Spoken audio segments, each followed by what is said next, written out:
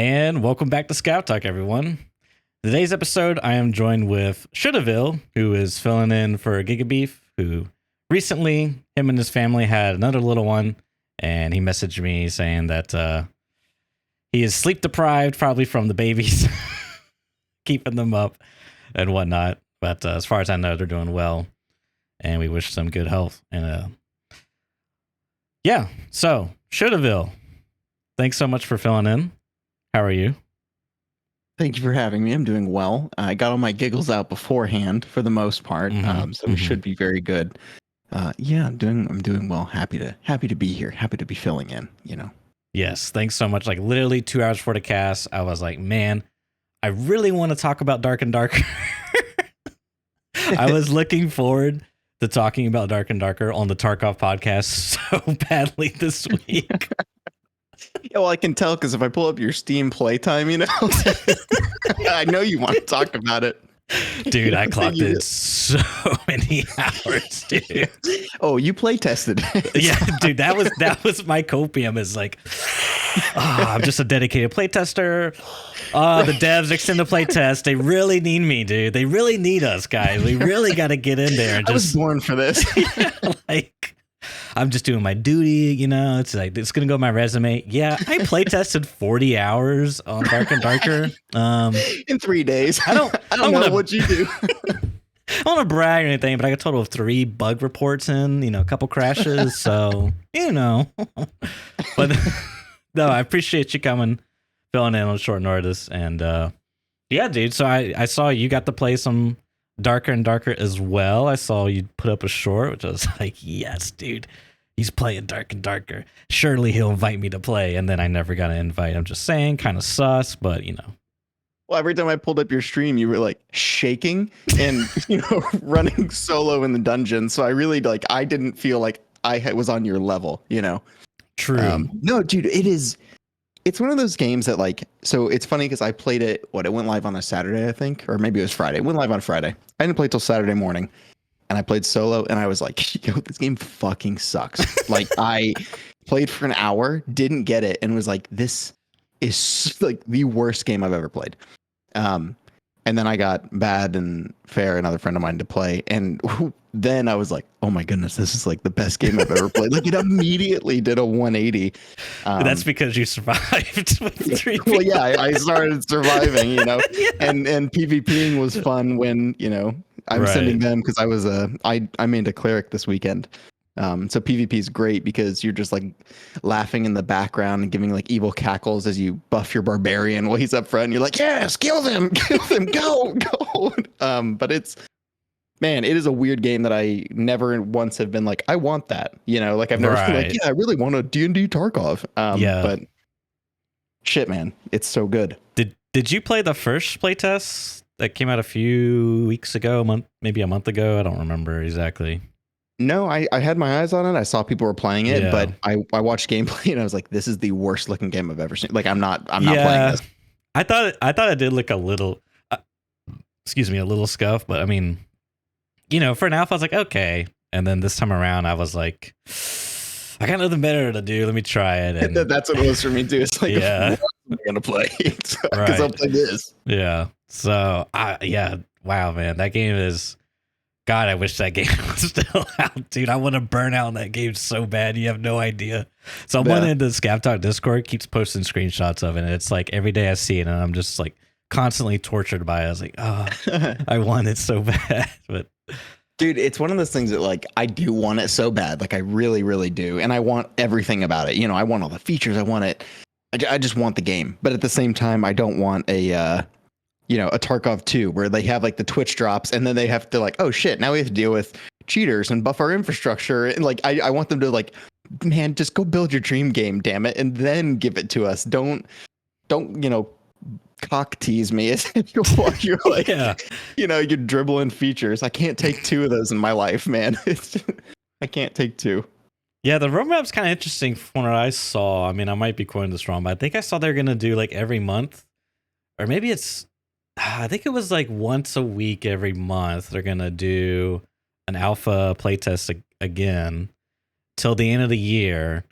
And then rolling into 2023, I think they're going to do possibly some beta testing and eventually 1.0 at the end of 2023. So we kind of got, we got a whole nother year to go till it's like officially finished, quote unquote. And I don't know if it's going to be free to play. I mean, I saw something about this, but like a pay to play. I don't know how they're going to monetize it. I mean, apparently they have the funding secured. But I guess that just means that they got a bunch of, loans they got to pay off. So Right, but otherwise, I mean, it's a new, from what I saw, it's like a new studio. They've like got people they pulled from all types of games, like Korean MMO developers that worked on like, some of those games. Man, even like people from like Titanfall 2, like it seemed like they had like talent from everywhere. And yeah, I think this is the studio's first game. I think it's Iron Mace is the name of the studio. Iron Mace, yeah. Yeah. And I'm super stoked for it. I mean, I kind of feel like it might it might be it's really hot right now, but I kind of feel like it might simmer off a bit. Kind of like how the Cycle did, when that was like first being beta test, it was really hot, dude. And then same thing like Splitgate, same deal, right? Like it comes out, Summit plays it for a day, and they're like, "Oh shit! Like let's spend hundreds of thousands of dollars in servers," and then they have like 500 concurrent players the next week, down from like 200K. Like, but I don't know, man. This one, like, I kind of felt that with the Cycle, right? I felt those with with these games flash up, like Valheim too, right? These games that flare up because it's kind of and there's nothing to do, and so everyone's like, "Wow, this is amazing." But I don't know, this one's got me itching a different way. Like this one feels like it has some staying power to like, oh, I want to put this in my rotation. You know what I mean? I want to play Tarkov, and then I want to rage quit and go play, D&D Tarkov, and bounce between these two abusive mistresses. But so that's a perfect transition into what is the game, right? Because you said D&D Tarkov. Okay, is that literally the premise here? Yeah, I mean, I feel like it's a pretty apt. It's got a lot of RPG elements. It's so weird, when you think about it, right? So from the actual gameplay loop, you're picking a class-based character with its own perk tree. So like what, cleric, rogue, ranger, the basic, the very stereotypical, right. Fantasy people. And then they drop you into a dungeon, and it feels like an old school. You go room to room, killing zombies, skeletons. But the whole time you're being pushed by like a battle royale circle that's closing in and forcing you to certain areas.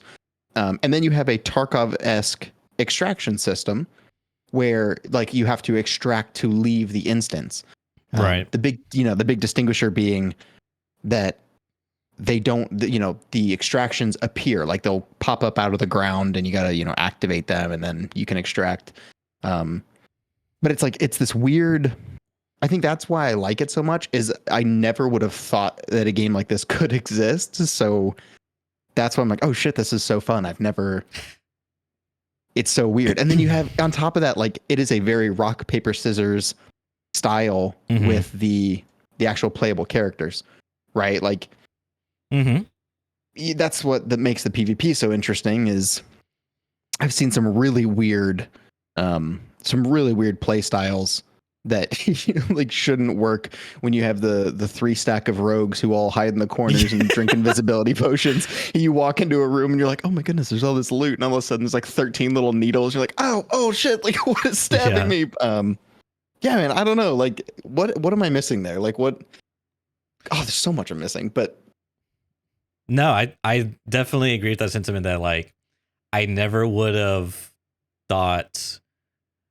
It seems like someone should have thought of this way sooner. Like, let's take the classic, D&D thing with the different archetypes and whatever, and it's in first person and it's a dungeon crawler, but you gotta like instance base loot extraction. You know what I mean? It just seems like it should have been done sooner, I guess. But I guess the popularity of Tarkov and that game mode just sort of pushed that forward, and it's like, man, it's really solid, and I like how, as you said, you got these different like rock paper scissors things. So it's you so one of the how it works currently is you have a stash, right? And your stash is linked to your character, and your character is your class. So, for example, me being me, I always pick rogue in these types of games. I'm just like sneaky dexterity assassin. That's me. You know what I mean? So Backstab. yeah.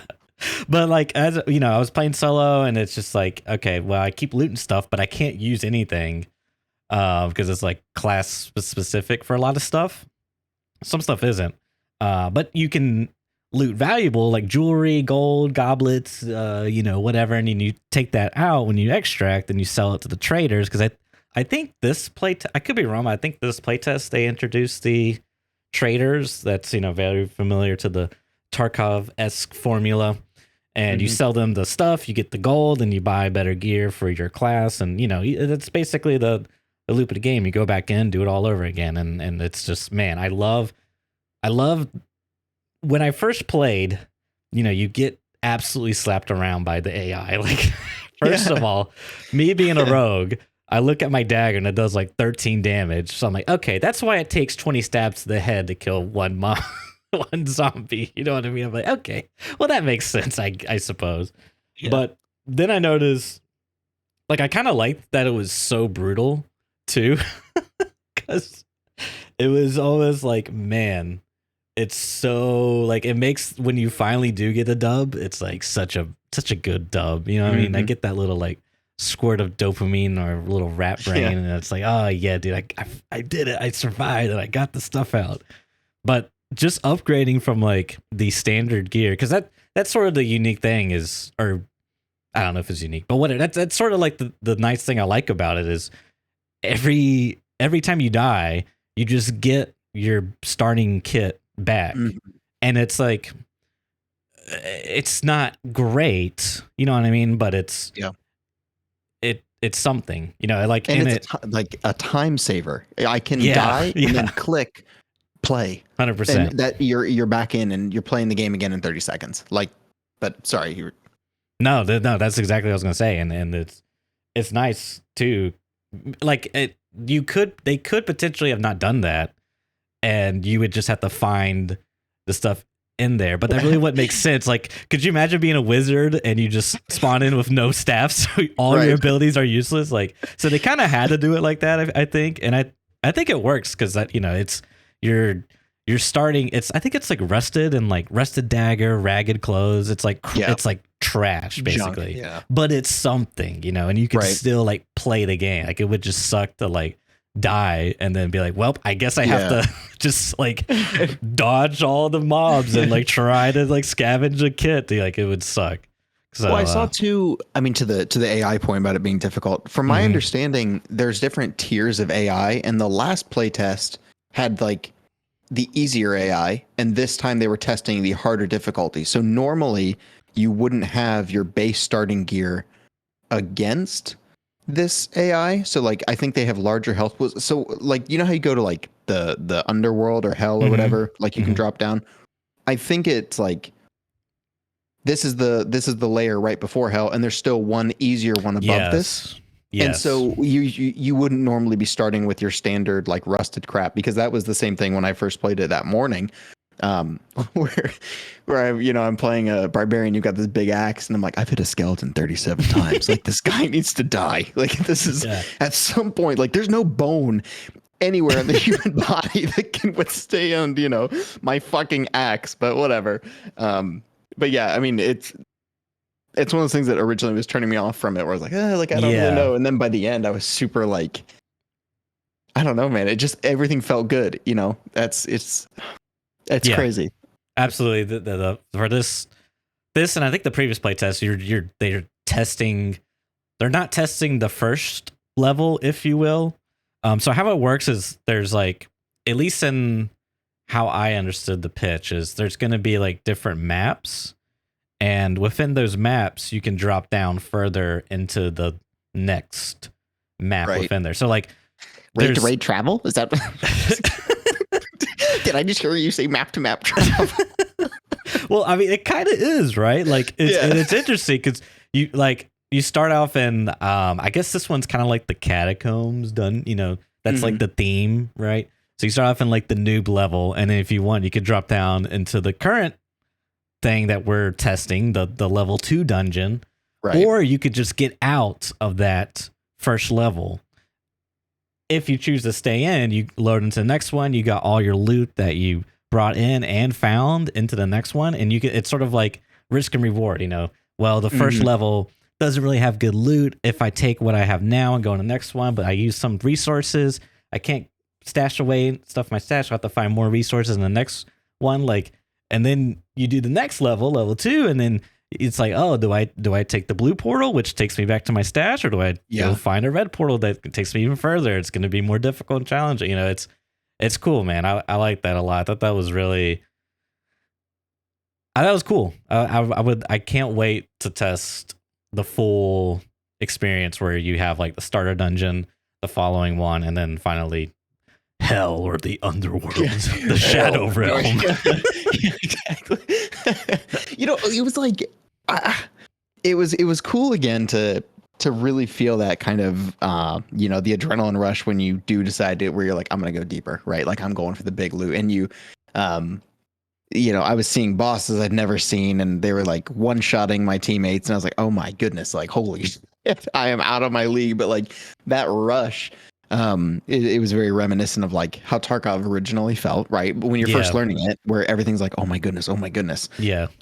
It did make me think, like I just joked about it, but I'm very curious to see how, and this is, I know it's a bit of a tangent. We'll circle back, because I think there's a lot of features I want to talk about that mirror what could work in Tarkov.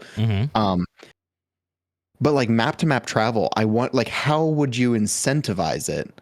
How would BSG incentivize it? Because when you're going to the deeper levels and darker, you're going for better loot, right? Because there is better loot. I'm not going to choose to just take my bag full of shit from, you know, from customs to shoreline, because I'm like, oh, you know, I might find something else. Like, no, you always depot first, because it's going to be the same thing. I just wonder what that's going to look like, you know, and how they're going to make it worth it to risk it, kind of thing. As far as Tarkov goes, with like as far as Tarkov goes, yeah. Yeah, I mean, what I suspect is, if you want to go to labs, I think this is how it's pitched to me. You just can't go there. You have to go to a certain map and then go to labs. So it's like, right. I think it's like factory and streets is what, right? Isn't that what they want to do? So, and that might be the only feature, if you will. You know what I mean? Oh, okay. I guess I hadn't. I've lost track at this point. It was open world, and I thought it was map to map, but I didn't know they were just gonna, or might just be limiting it to like the labs entrance. I don't know for certain, but I think, like I said, I think that's how it was pitched to me anyways. Well, it's kind of all, you know, oh, Nikita said this back in December 2019, but wait a minute, in 2020 he talked about open world, so you know. Let me check my scroll in 1974. He said, you know. Is this still true?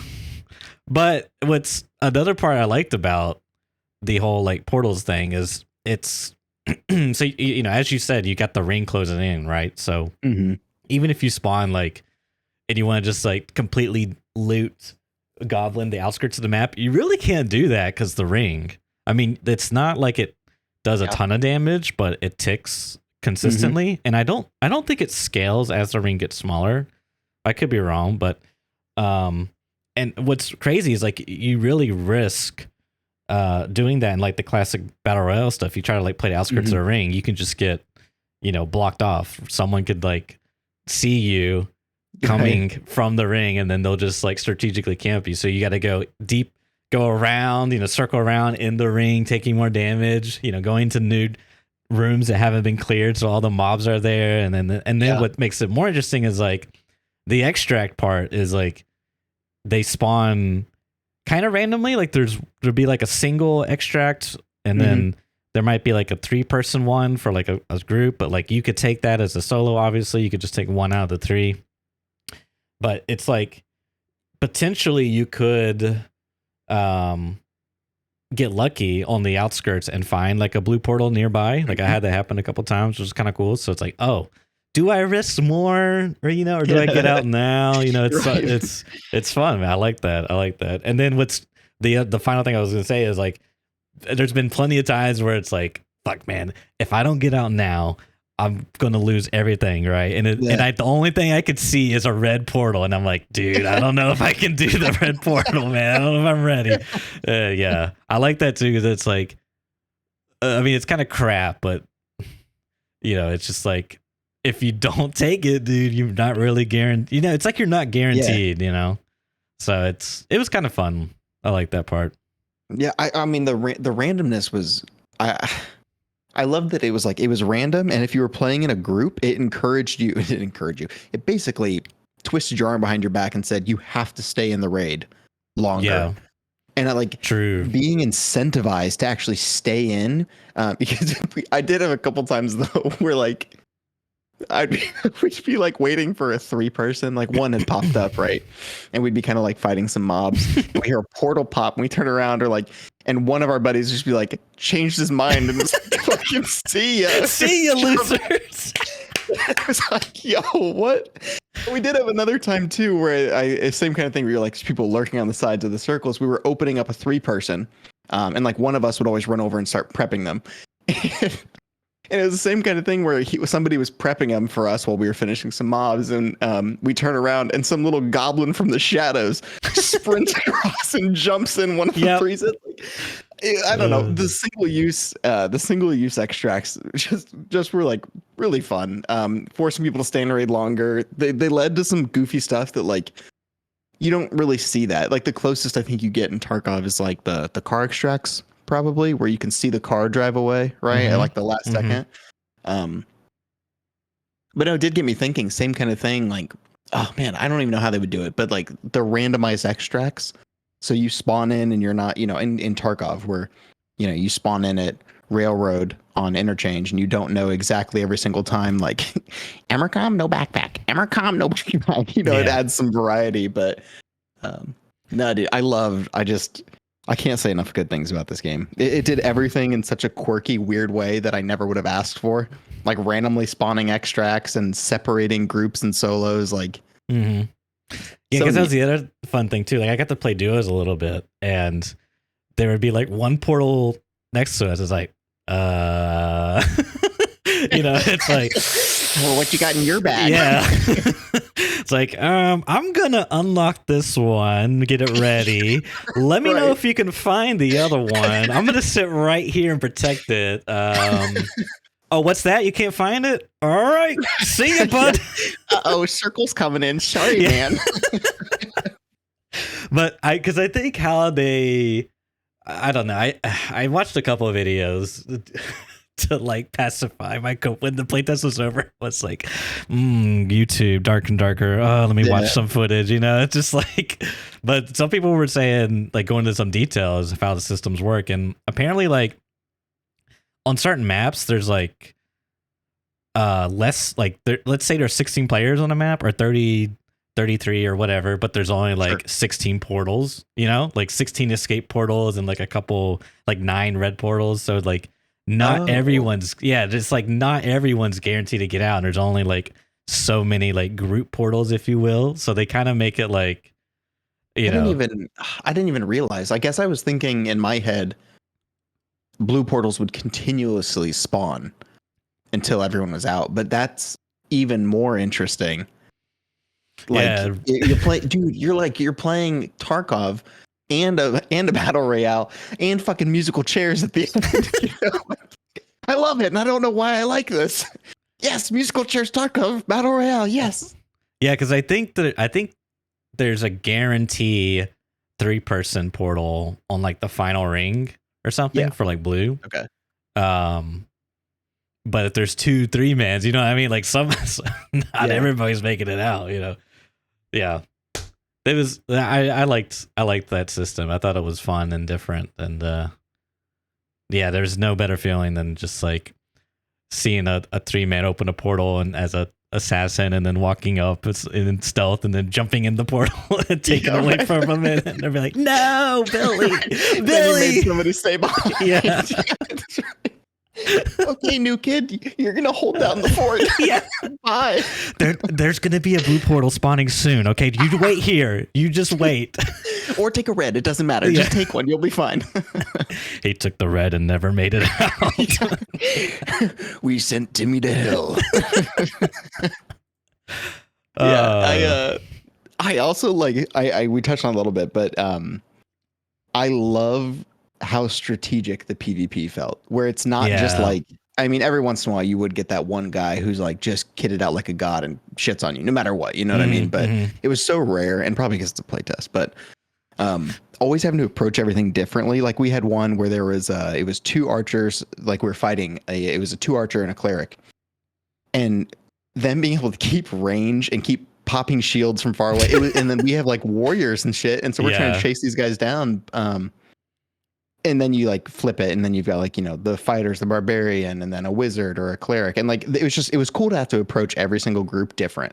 Whereas like right now in Tarkov, I go, okay, I've got an RD with BP, so I'm gonna shoot this guy, and then it's like, okay, wait, there's another group coming. What's he got? Okay, I don't know, but I have an RD with BP, and I'm gonna shoot this guy. Like, it was cool to have like different roles kind of play. Yeah, that's so.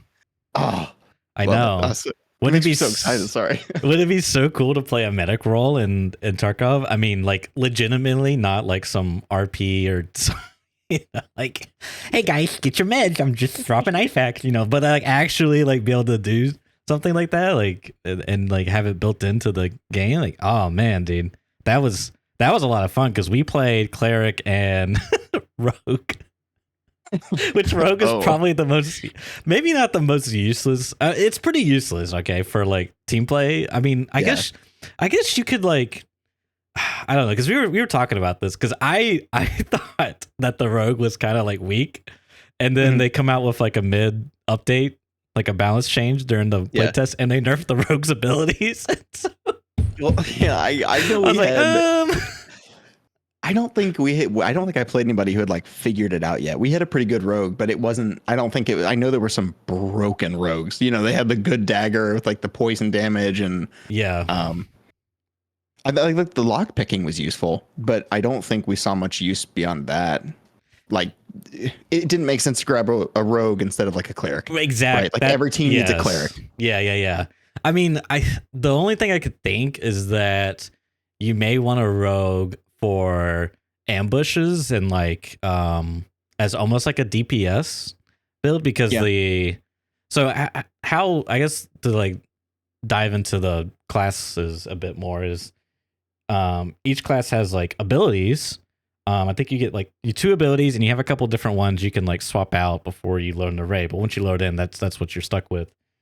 And then you also have perks, which are like passives, or essentially passives. And as you level up, you get to add more additional perks, it seems. And one of the perks for rogue was like backstab. You did like, I think 30% more damage when attacking people from behind. And you could combine that with like the invisibility, so you could like, you know, hear someone coming, and then you go invis, and then they walk past you, and you stab in the back, dude. Oh my god, I love. Oh, that was my goal. Was when I played rogue, I saw all these perks. I was like, I'm gonna build the ultimate backstabbing ambush build. Like, just, and that's all I did. The same way Church plays Tarkov, shoots him in the back. Man's never met a head-on engagement in his life.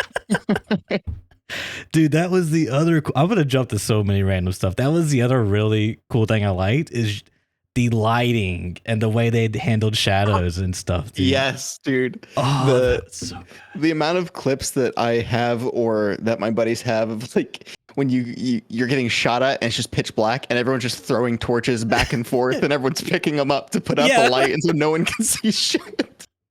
It's so goofy.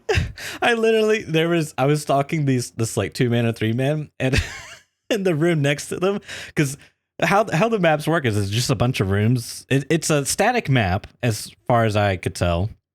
At first I thought it was like semi-procedural, but I think it's just completely static. Okay, and I wasn't sure. Yeah, see, I wasn't sure either, but I think that's the case. Which I kind of hope they do, like, you know what I mean? Like, they basically have a bunch of pre-configured rooms, and then they randomly get attached to each other. Yeah, I think it'd be pretty easy for their layout. I think so too. How the game's set up. But maybe not that easy, but they could do something like that. I feel like it would be within It's reasonable, and it would make it a lot better. But anyways, back to my story. So I was stalking them, and in the room next to them, I cut off like 12 or 15 torches. Should have like I literally cut off. It was pitch black in there, right? So eventually, I think I went in and stabbed them, and they chased me, and then they were like, "Oh shit, that room's pitch black." Because you have each room is connected by these doors, and they have like a little window that, like, once you get close to it, you can basically see through it, and it's like kind of hard to see through it when you're kind of far away and there's not a lot of lighting or whatever. Because essentially, when the lights are off, it like makes that area extremely dark, and the shadows are like pitch black. There really is no way to like cheese that mechanic. You know, I can't like crank my gamma up because it's all literally 100% pure black pixels. You know what I mean? But so they would throw torches in there, and I would just constantly pick it up.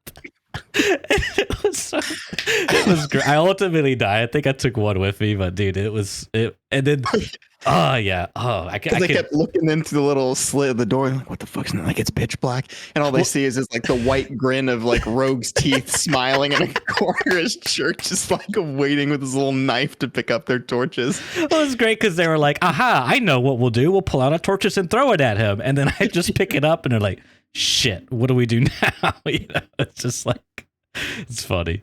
It was, what I love about that too is like every action in that game there's time associated with it. So to open the door, unlike Tarkov, you know, just like press it, like just as a comparison, Tarkov is instantaneous. Whereas like in this, it takes like 2 or 3 seconds for the door to pop open. So it's like every action very explicitly has a cost, and it feels very D&D-esque, right? Where you're giving something up. And that's just going to be different than Tarkov. That's not like a criticism. That's what the game is trying to be. But it's really cool. It made the map feel like more like your choices mattered. Oh yeah. The map's super interactive, which is cool too. Like from disarming traps to even like identifying the traps and like, oh, here's a pressure plate, and like being able to really interact with the world as opposed to just kind of, you know, walking through it. Gosh, I loved it. It was so good. Yeah, I love that the world was, you know, popping. It's cool.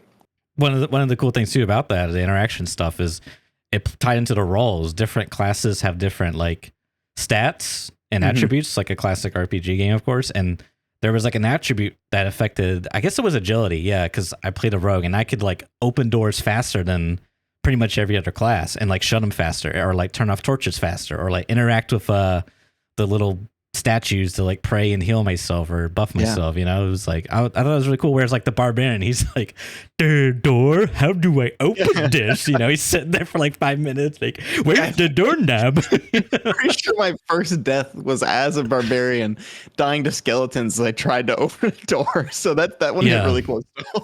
But and see, like, doors are such an important part, because if you can open it and close it, like let's say you're getting chased by a 3-man. Well, if you can open and close it, you can like separate the gap or whatever.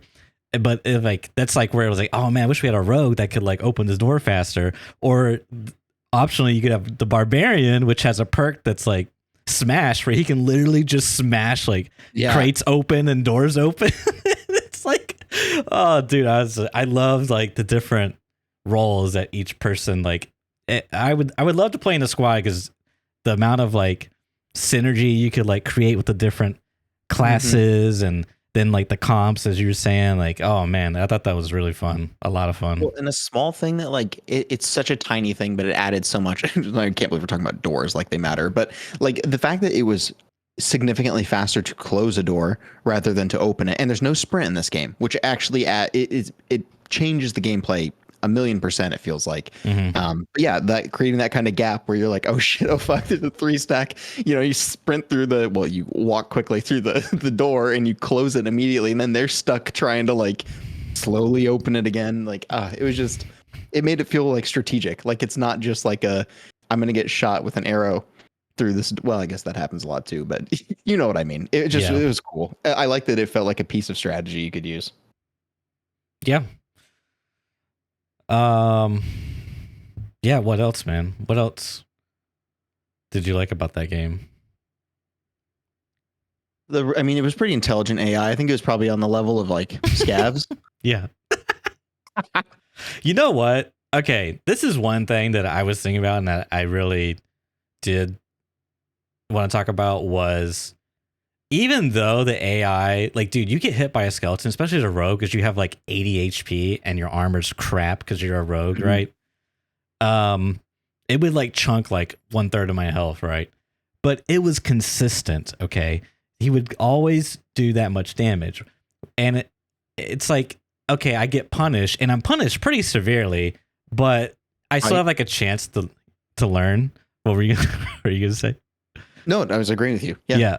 Whereas like in Tarkov, dude, it's so annoying that there's just a dice roll on a scav to get a crit. Like the amount of punishment I can get is literally 1 damage to my thorax on like a scale, right?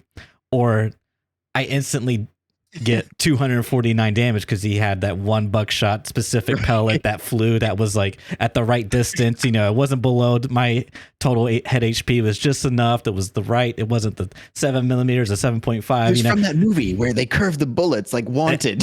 The scav watched Wanted before he went out into the field. And I'm dead. And it's like, dude, like, where's like, I just really don't like that because it's like, it didn't feel like a skill check. Like, even if I did fail the skill check, what really happened is I failed the RNG dice roll. It's that he hit me in the head. You know what I mean? It's just like, I severe, like, that's probably one of my biggest gripes about, I don't know if you call it the AI or the punishment in that game. Like, it's like, oh yeah, it's so brutal. And then cut to like scav buckshot from 70 meters away. You know, it's like, oh my God. Like, yeah, well, because on the D&D it's D&D, dark and darker side, it was like they made the world entirely punishing the whole world, from the like fighting the actual environments trying to kill you, and the AI can like hit you really hard.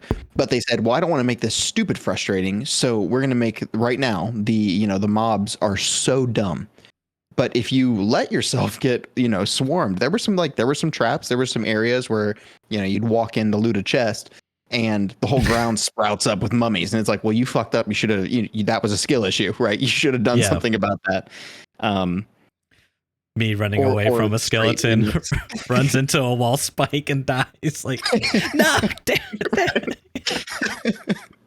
Well, it's like, that's the kind of stuff that like, it feels better. And like when I died to the AI in that game, in Dark and Darker, I always felt like an idiot, where I was like, I did something stupid. Whereas when I die to scavs, it's usually like, fuck you, game. like the one sniper scav with his rusted out Mosin, like the wood's peeling off, like up on a tower, and he just instantly cracks me in the skull. It's like, that didn't... Like day one of wipe, when you're running through customs, that's what you fear, because you've got like a pistol or a shotgun. You're like, if a sniper scav sees me, I'm fucked. I'm so dead. Just don't get seen, lol.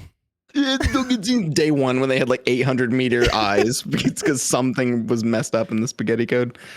That was another thing I was thinking. What if they did? So the common complaint is like, and that scav probably had iron sights on his AK from 125 meters, right? And like, what if they had like a debuff based off their kit? So like if they had iron sights, their range was like reduced to like 50 meters, or like their aggro range, you know what I mean? But if they had like a scope, then their aggro range was like normal, or because I don't know what it is. I mean, they got like the different like level difficulties. Like hard scavs have higher aggro range, whatever the heck bullshit's going on there. But I thought like that'd be like, you can't see that.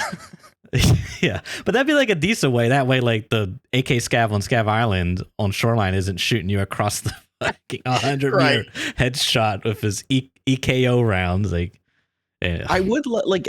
It's so hard to even talk the way, because I'm also the fan of like, make them stormtroopers. But it's so hard because like in Dark and Darker, they've all got swords and they're gonna smack you. Whereas like, it's so hard to balance a firearm, like a gun in a game, and make it like, what do you do? They're either going to be stormtroopers or they're the Terminator. Like, I don't feel like there's like a good middle ground. But I'm also an idiot and not a game dev, so that's not my problem, bitch. You figure your shit out. I mean, I would argue that stormtrooper isn't a bad route, because like at the end of the day, most scavs are unsuppressed, and when you hear gunshots, that alerts players of, oh, there's gunshots in that direction. You know, it could be a player, it could be a scav, but they know like dangers in that direction. You know, something's happening there. So like to me, like the purpose is already being fulfilled by just them shooting their gun. You know what I mean? No, that makes sense. If I had to pick one, I'd say give me the stormtroopers, because in Tarkov it's always, I mean, you get one tap by so much anyway.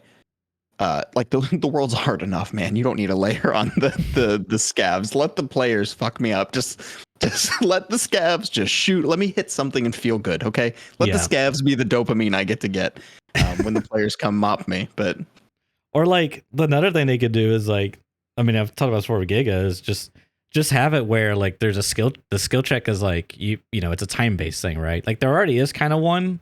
I think you get like close to a second before they get to shoot sometimes. Scavs, if you hear their like voice line or whatever. Yes. I swear sometimes that window is like 0.1 seconds, but you know, there is kind of that there, but the annoying part is like what comes after. Like if you do fail that skill check, the punishment you can receive is head eyes to, you know, he shoots me in my armor and does 1 damage to me. And I think what would be nice is if like they were able to say, you know, the first shot he fires is like guarantee to not hit your head. You know what I mean? Mm-hmm. I know that's like, oh, just do that. That's so easy. But it's some, like I was thinking like maybe you could set their accuracy to 100% and they would always hit your armor. But then it's like, well, what if you're not wearing armor? Then it's like, you're guaranteed to die. If you know what I mean. So it's like day one of the wipe, you're really gonna hate that change. Yeah, exactly. So when the buckshot scav is like, yeah, new player. Pop. Alternatively, they could like guarantee the miss, but it's just like at the end of the day, what it comes down to is like they're shooting bullets, which, you know, for game devs term is basically going to be a cone that spreads out. If it's a shotgun, it's an even greater cone, like multiple. I shouldn't say. Well, yeah, I guess technically it is a greater cone, but there's multiple pellets flying at you, so it's just like a lot of dice rolls. I don't know. It's just I feel like there's something there they could do to where it's like feels a bit more fair and balanced, but yeah, and I feel like. Because I don't know how their stuff works, right? And that's why I can point as a player, I can point to it and say, hey, BSG, this is really frustrating and I think this sucks, but I don't have like a fix for them. All I can say is like, in the meantime, let's just go back to when they were dumb as bricks, because it felt better, because I didn't, you know, it until we have a real fix to make AI properly challenging, right, make them dumb. I'd rather have them dumb than these like, you know, this is a tier 4 scav that, you know, for some reason has fucking 7.62 BP in his 10 rounds and he's gonna ruin your day. But yeah, because that seems like an appropriate band-aid is like, well, we can't do the thing we really want to do, but here's a band-aid that, like, as I said, it still like fills that role where they're shooting their gun, so they're alerting other players. Like that was the thing in Dark and Darker, is like you could hear. The audio was like actually pretty solid, by the way. But anyways, you could hear mummies, you know, like, or like the fart mummies, dude, in the other rooms, right? The fart mummies. Yeah, me too. Dude. I was like, come on, don't do it. No, don't. Man. I'm definitely gonna kill him before he goes off. Definitely. And then you're like choking. You're like, fuck, I didn't do it. The other annoying one was the freaking mosquitoes, dude. Oh my god, dude. Oh, I think I died like 3 or 4 times to those things because like I just couldn't hit the fuckers. Yeah. Well, I mean, like, I don't know. I kind of feel like there's a little busted design going on there, because like they're a tiny hitbox, right? And then they shoot. So they're like these flying mosquitoes, and they shoot like poison at you, but like instead of shooting it at you, it's like they're doing like a indirect fire thing. It's like one of those old school sprinklers. Yeah. That's it. Yeah, that's exactly what they do to you. So if you get really close to them, you're catching all those sprinkles, dude. And it's like poison, so it like stacks up as a debuff. So you just take so much damage. But you got to remember, it's like, okay, they're tiny, they're hard to hit, and you got to get close. So it's like, what do you do here? And you try to like time it in between the spits and the aggro. Those guys were actually like S tier freaking difficulty. Yeah. God. Like giant spooky ghosts, we just run away. Freaking mosquito flying at me. Oh my God, freaking out, just like swinging my sword everywhere. Like, okay, so shit, guys, there's a mosquito. Let's go back into the room with the wraith. I like that too, like the multiple mini bosses, right? So you had like the beefed up skeleton, the wraith. There were the ones in like hell, but I don't really consider them because I was too scared to go there most of the time. So, so we just talk about the other level ones. I don't know. It was cool. Like they were explicitly guarding good loot. Not to mention the good loot they had on them. Right. Like, and it was guaranteed. And every single time it was that risk reward of getting third partied by other people who were kind of sitting and waiting. It felt cool. It felt good. And I think because you very rarely get one tapped, like I don't think it's a single time I got one tapped in that game. But it could have been my HP pool, right? Like I was a cleric most of the time, so it could have been that. But like, it was cool because even if you get third partied, it's just a player hitting you in the back with an arrow most of the time. So you have time to react, and you're like, okay, it's the fight now, Yeah. Whereas like in Tarkov, like I would be very sad if you're getting third partied and somebody's like waiting in the room for you to fight the boss. You're probably just gonna die. Like you probably got bopped. But nah, man, I loved that contesting. Yeah, the contesting of the really good loot. It was just so nice. Such a good game. One thing I will say that they kind of bug me a bit, and maybe it's intentional, so I could just be like, really bad take here, but I didn't like that the AI, once you aggro them, they were just like hard aggro onto you, like to the point where like the enemy could come in and like hug the mummy from behind, and he'd still be the mummy would still be pissed at me. I'm like, dude, he's literally right behind you, hugging you, breathing over your shoulder, shooting arrows past your head, and you're still just like, come here, rogue. No, he was just discriminating against you. He also hates rogues. Like most of the player base, sure, it's a you problem. We got another cringe rogue here. Let's get him, boys. Mummies pop up from the ground. Let me guess. He backstabs. Sneak attack. Dude, that was the other thing. It was like, I'll just go invis to like de-aggro the AI, right? And then they just like lost vision of me and stood still, and like did and just like, where'd he go? And just stood and I'm like 2 feet from him, invis, and shaking with my dagger, like, my invis isn't gonna last that long, and I'm gonna have to keep running. So this really didn't do anything for me at all. I thought they were gonna like, de-aggro, be like, where'd he go? Let me walk around. Now they just stand there exactly where they last saw you. So it's like, well, that was kind of useless, but I know there were the AI was definitely like dumb, yeah. But it's still like I mean one of like the funny moments for us, like there's so many like I feel like little one-liners in my head of like those moments that take a second. You're like, holy shit, I'm not gonna forget that. But it was with the wraith, right? And so we're coming up on the boss room. I accidentally aggro him, so I close all the doors, and I'm like, all right, guys, come on. Like we start backing up, and then the door just fucking explodes, and the wraith flies through it, and then we're all like, and that's when we learned one of the features of the game, where it's like some AI can break doors. It's like that learning experience, but like even though it was dumb, it was still like they do so much damage, and it just got your adrenaline going. Everyone's screaming, laughing. Like it's such a like it's funny that I feel like so much of the fun was rooted in like you will always get a kit when you die. So like I'm not sweating being like a hatchet runner. It's like even if I die, I can still play the game in a reasonable way. And so like I don't know, everything was still high stress. You don't want to lose your loot, but at the same time, I was able to, I don't know, have more fun than I would, I think, in like a Tarkov. You know what another great feature was that, they can do in this fantasy game is your teammate could die, right? And then you could go to loot them. You remove their chest piece to expose their soul heart, which you can then loot and take to an altar and revive them. Yeah, so I completely forgot about that. Yeah, so it's like, oh man, I died at the very first start of the dungeon. I died to 2 skeletons. don't worry, Billy. We'll try to like find a resurrection altar and res you. And you come back and you have like, you're naked, you got no health, but at least, you know what I mean? It's like, You're still playing the game. yeah, exactly. I'm not just sitting there being like third POV. I guess I'll just sit here and watch my teammates have all the fun. You know Like what I old mean? school PUBG, where Yeah. it's like, okay, guys, I died at school. You guys play the game now for 40 minutes.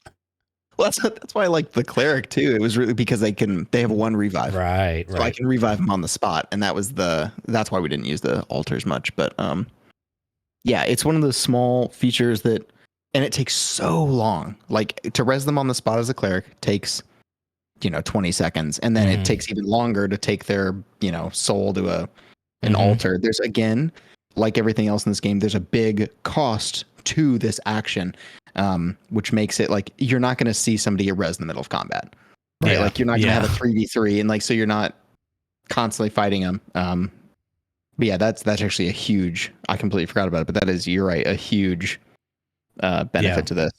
Wouldn't that be really nice if like at Tarkov you could get knocked out or potentially die, quote unquote, and then someone like res you back to life, like sure, like use one of the defibs or something. Yeah. Come here, bear. Like, give me CPR. It's like, take my soul heart. It would be cool too. Like I could see that feature working. Like, because what if you went down, right? Let's say if you get headshot, you're dead. Your brain's mush, right? You can't be rezzed. Hypothetically, we're making stuff up. Okay. But if you came back to life, you'd be fucked up, and your armor's blown. So the chances of you, like, it's same kind of thing as you are in Dark and Darker, where you come back naked, wounded. Like, I could see it. I used to be against it, but it's the same kind of thing that you just mentioned. Where it's like that downtime sucks. Yeah. Sometimes let the game be a game. Let me just play with my friends. Like I just want to play video games with my friends. If you're reviving somebody in Tarkov, the fight's probably over. One team is already, one side's already won. Nobody's, hopefully, popping a defib for 60 seconds in the middle of a hot fight. But well, like it adds more depth too. Is like, as you said, if you did, let's say you're a squad fighting a squad, and let's say you headshot an enemy guy, you're like, oh, I headshot that guy. Like, it's like, oh, I did an extra good thing. Now he can't be revived. Or alternatively, your buddy could go down and you could like drag him behind the corner while you res, and your teammates like holding them off or whatever. Like, it adds like more depth to it, which is really fun. Well, and I think it would also add for the role-based stuff too. Once you can add like have people healing and stuff, right? Because I mean, think about how much it is. If you get in a really bad fight, you might have to surge 3 or 4 limbs, right? And then you're stopping bleeds, and then you're healing everything up. That can take up to like 3 or 4 minutes to get everything topped up. You're packing up mags. So if you had to bring your buddy back and you've got a medic and you got another guy who's got like, hey, I've got extra armor plates in my bag. Let's try and get your whatever. Let's get your armor beefed up a little bit because you already got knocked. Like I feel like it does add almost more immersion, being less immersive in the first place, right? Let me revive my wounded buddy who just got his chest blasted out, with like an assault rifle. That's not that's not realistic. But then like all the squad play that comes after you get him up is super immersive. So it doesn't matter, right? I feel like it's a net positive. Yeah. I mean, they could totally gamify it too. Like you could, when you're rezzed back up, if you will, your total HP could be reduced, like your all your limbs, head, thorax, everything is like cut in half. So instead of like 420, whatever it is, you could just have like 220 max HP or 210, whatever it is. Yeah. I mean, there's a lot of cool stuff they could do there. I think that would be nice. Like having a medic-esque role you could specialize in. Maybe, you could be like the guy that carries all the heavy stuff. Maybe like you could like spec into a high strength class. You could carry like extra supplies for your character. Like wasn't it you and Giga who'd mentioned like what if you had to pick your elite skills? Like you couldn't just have everything elite. I thought it was like if you were thinking about more like an RPG, like, oh, I have 1 elite perk skill point. I have 3 perks that are able to go elite. And so then it'd be like, okay, you get max strength. I don't know if you guys mentioned that. I thought you guys did. Might have. I can't say for certain. I watch all your stuff. I'm a huge fan of your ScavTalk podcast. I'm always excited to see your dog tag in my stash. But no, I think it'd be super cool too. And dude, you could be so toxic with that. If you see a group, That's what gets you excited. yeah, bro. If you see a group of players and you're like, man, I don't want to fight 3, but I'm gonna wait until they stand still, headshot that guy and run. So you're like, Oh, you yeah, guys yeah, are done yeah. playing together. Yeah. Just go extract. That's true. That's true. That's like in Dark and Darker when you just take the portal right as he's opening it. It was like a three-man portal, and one guy opens one, he just jump in there. Yeah. Yeah. That's great. That's Yeah, cool. but that was a great play test. I blown away. Super excited for that game, and I think it's so much fun. Yeah. I want to play it again so bad. I got to do some of the. Did you get to interact with the flea market? I mean, not the flea market, the trading post. Yeah, excuse you. I paid my way in, saw what was happening, didn't understand it, and closed it. So I was like, this is too old school for me, guys. Yeah. I don't want to talk to you people. Holy shit, dude. I was like transporting back into like 2005, man. Just the freaking items being like everyone's spamming, and like it's basically a chat room and everyone's spamming like WTB Iron Mace, WTS, failing axe. It's just like Right. the lines are just getting spammed, and you have to like, yeah, it was really scuffed, but it was interesting because it wasn't like Tarkov where you list an item, it goes up on a listing, and then people look up a certain item they want, and then they just see all the listings. This was like, dude, it was like, felt like you really haggling. I was like, hey, I got a failing axe over here, purple, golden legendary for 500. Yeah, right. Hey, I got this over here. It's just like everyone's trying to right click, trade request. Everyone's haggling. Like, I thought it was kind of cool. I would love to see like, and this is not like, please no one actually be like, actually don't write any paragraphs on this. I'm just saying something stupid, and I know there's a million things. I just can see the comment now because I'm on YouTube. But like, I would be so cool if we could split the flea market into like the barter items and bullshit you need for the hideout and quests and stuff like that. The fleece, the bolts, and then the cooler stuff, which is like the guns and some of the armors, and all of the guns and armors. Those go into the old school style of like, I got two gazelles going for 150K. You have to chat for it. That'd be fun for like a day, and then I'd hate it, for like a day for sure. Yeah.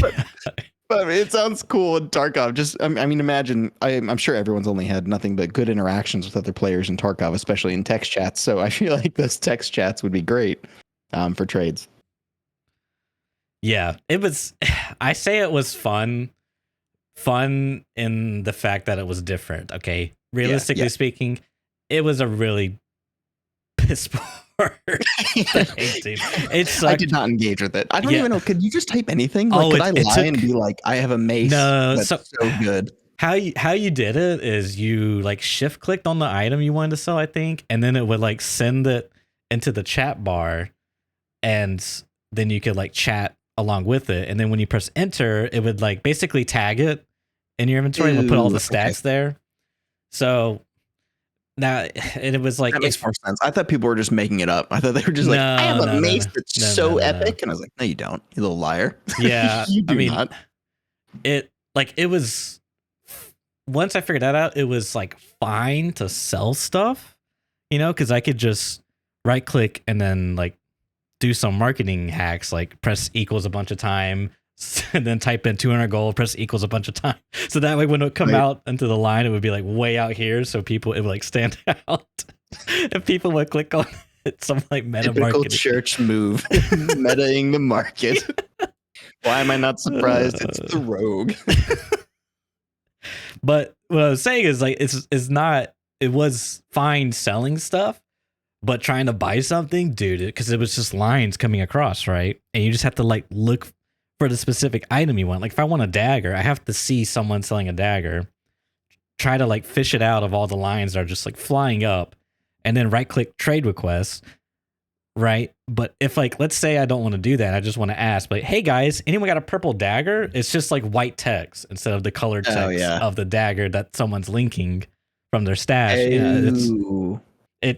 So it's like, it was easy to sell stuff, and I literally spent like 30 minutes buying and selling on the market just to like maybe close to like an hour just to get like an S tier kit, that I lost instantly to a 3-man because I goofed up. It was same thing with me. I put on my big boy armor for the first time. It was immediately got shit on, but whatever.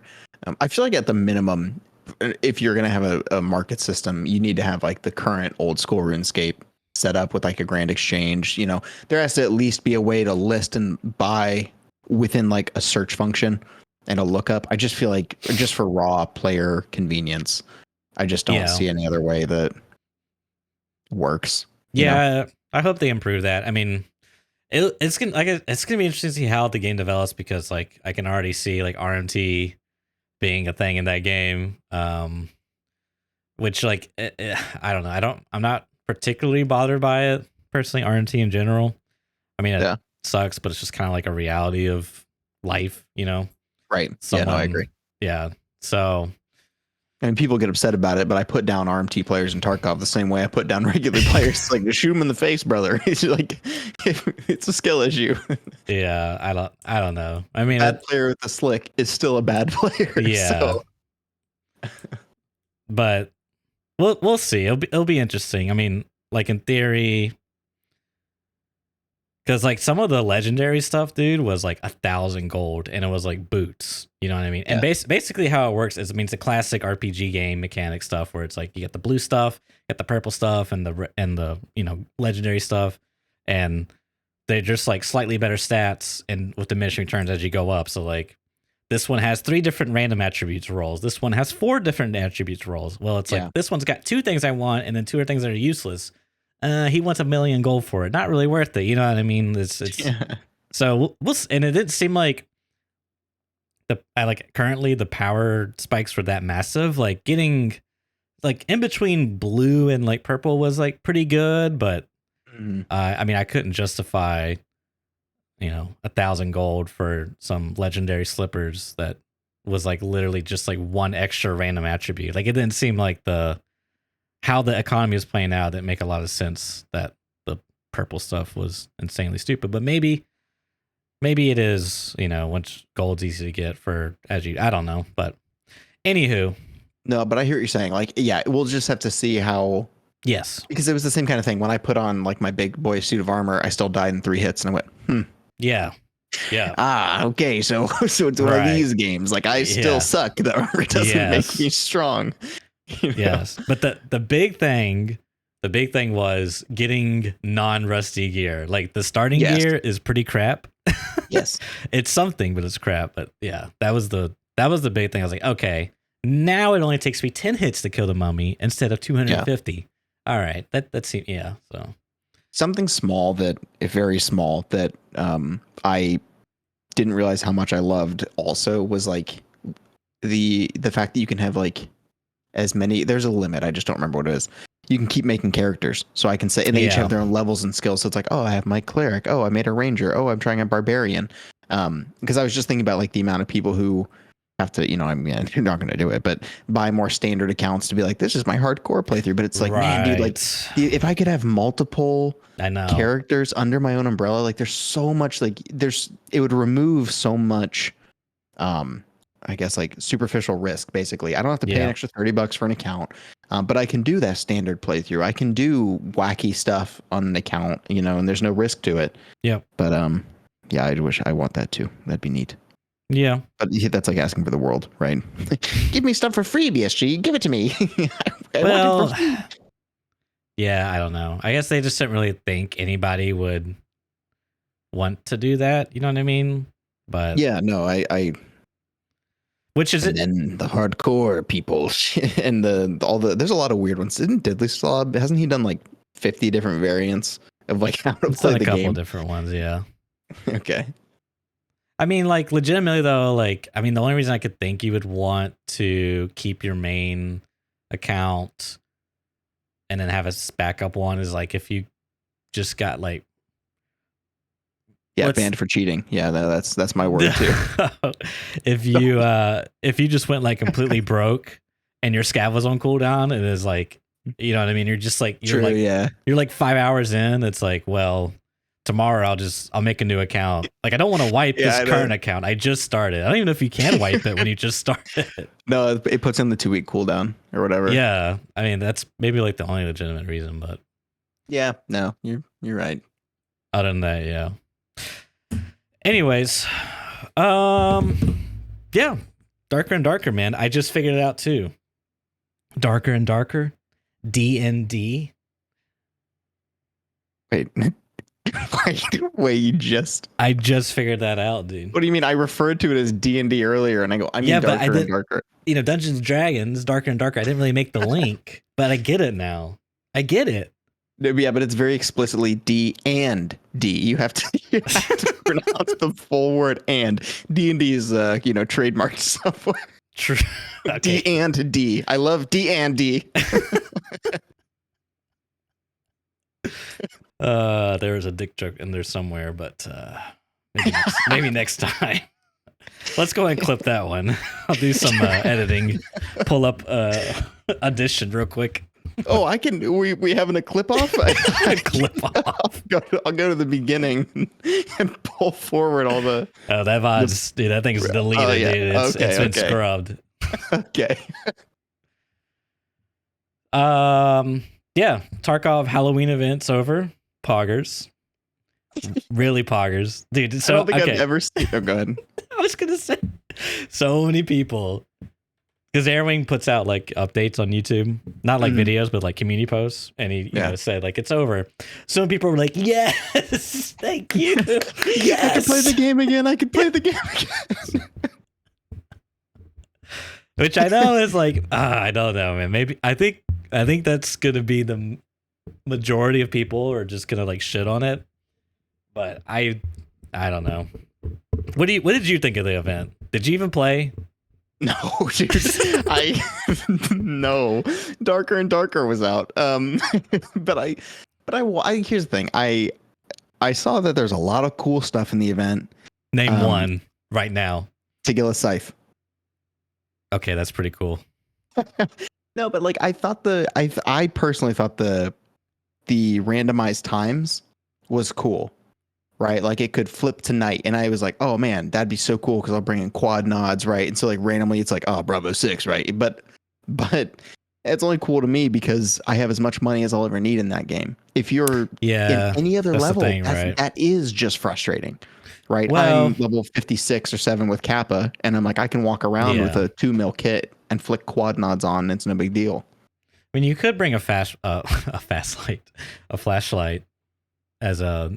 I mean, they're pretty cheap. I mean, you can get the ones from Mechanic for like under 20K, and that's the thing. Can you attach it to your gun? You would have to bring in a gun. Your gun, and then the scavs can still see you perfectly because they're they have dark vision. And there's players like me running around. Right. I get what you're saying. That's cute. Though. He has a flashlight. But my point was more just like I thought it was cool from my perspective, but it's because I could easily compensate for it and make it a non-issue. Yeah. Which is like, wow, this is cool because it doesn't affect me. Right? Yeah, no, I get you.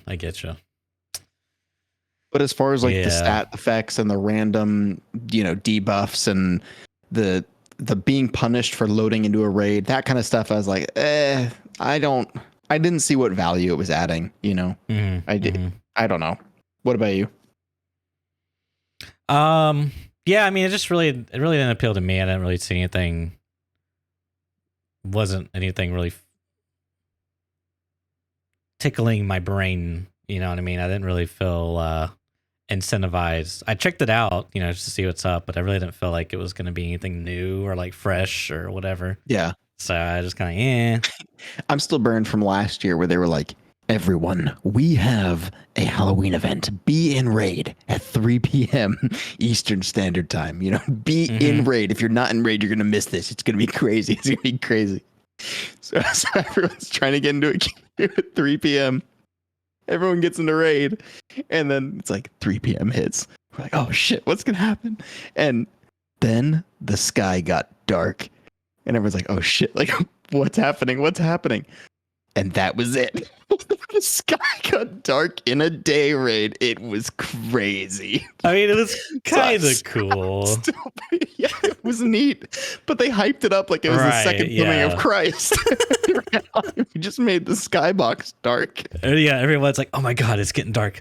The cultists, they're probably spawning cultists right now. It's like, no, it's just dark. They're all around me. And BSG's like, did you guys like that? We made the sun move. Did you see that? It's like, oh, okay, yeah, that was neat, I guess. Yeah. But I do love that they put cultists everywhere and they kind of mix up the spawns. I think that's cool too. I like the AI not being in one spot predictably. It was cool too. I like people being like off spawn by Big Red and running into cultists. Like that kind of stuff is just it's always a little fun. Oh, I didn't know that. Okay, that's kind of neat. See, I didn't play long enough to really experience any of that. So I just had the worst luck. I got the loading bug twice, and oh yeah, played factory like twice and customs once, and I didn't know it's gonna get dark on me when I loaded into 6 a.m. customs. Like it was actually just put a flashlight on your gun. Yeah, so just gotta prepare for the unexpected, So, you never know when your sun's gonna go down immediately. Yeah. And apparently the Giga Chad that killed me didn't know either, because we've wiped each other. He was like, "Did you bring NVGs?" I was like, no. He was like, "Me neither. What the heck?" And he proceeds to 360 no scope me. Yeah, do the Chad thing. Yeah. Where he's like, "How do you like my raid bag?" He actually had a raid bag too. Yeah, he actually did. So, yeah, I mean, I haven't done much with Tarkov, to be honest. Like, I did do, dead game. L. Dead game, dead servers. Stupid devs. No, but because GigaBeef's not here, in his honor, I did some testing today. Oh, okay. I did a little Tarkov testing. Let's hear it. Yeah, so BP still one tap headshots. And just to confirm, okay, M61 also one tap headshots. Okay, dude. I know this because I checked my stat screen and that's what shot me in the times. So that was cool. So anyway, yeah, those bullets are still good. I hope you all had your notepads out for that one. Write that down, everybody. So that was the Tarkov testing I did for this week. Excellent testing work. Amazing. Yeah. Truly. It could be anecdotal, right? maybe more testing needs to be done, but actually, speaking of testing, CZTO, who's a friend of the show, he did a testing video on the network of Tarkov because there was some updates not too long ago. I actually saw you post this, or I think you retweeted it. But what was that? Like, what did he actually find something? Like, I saw you retweet it, but what was it?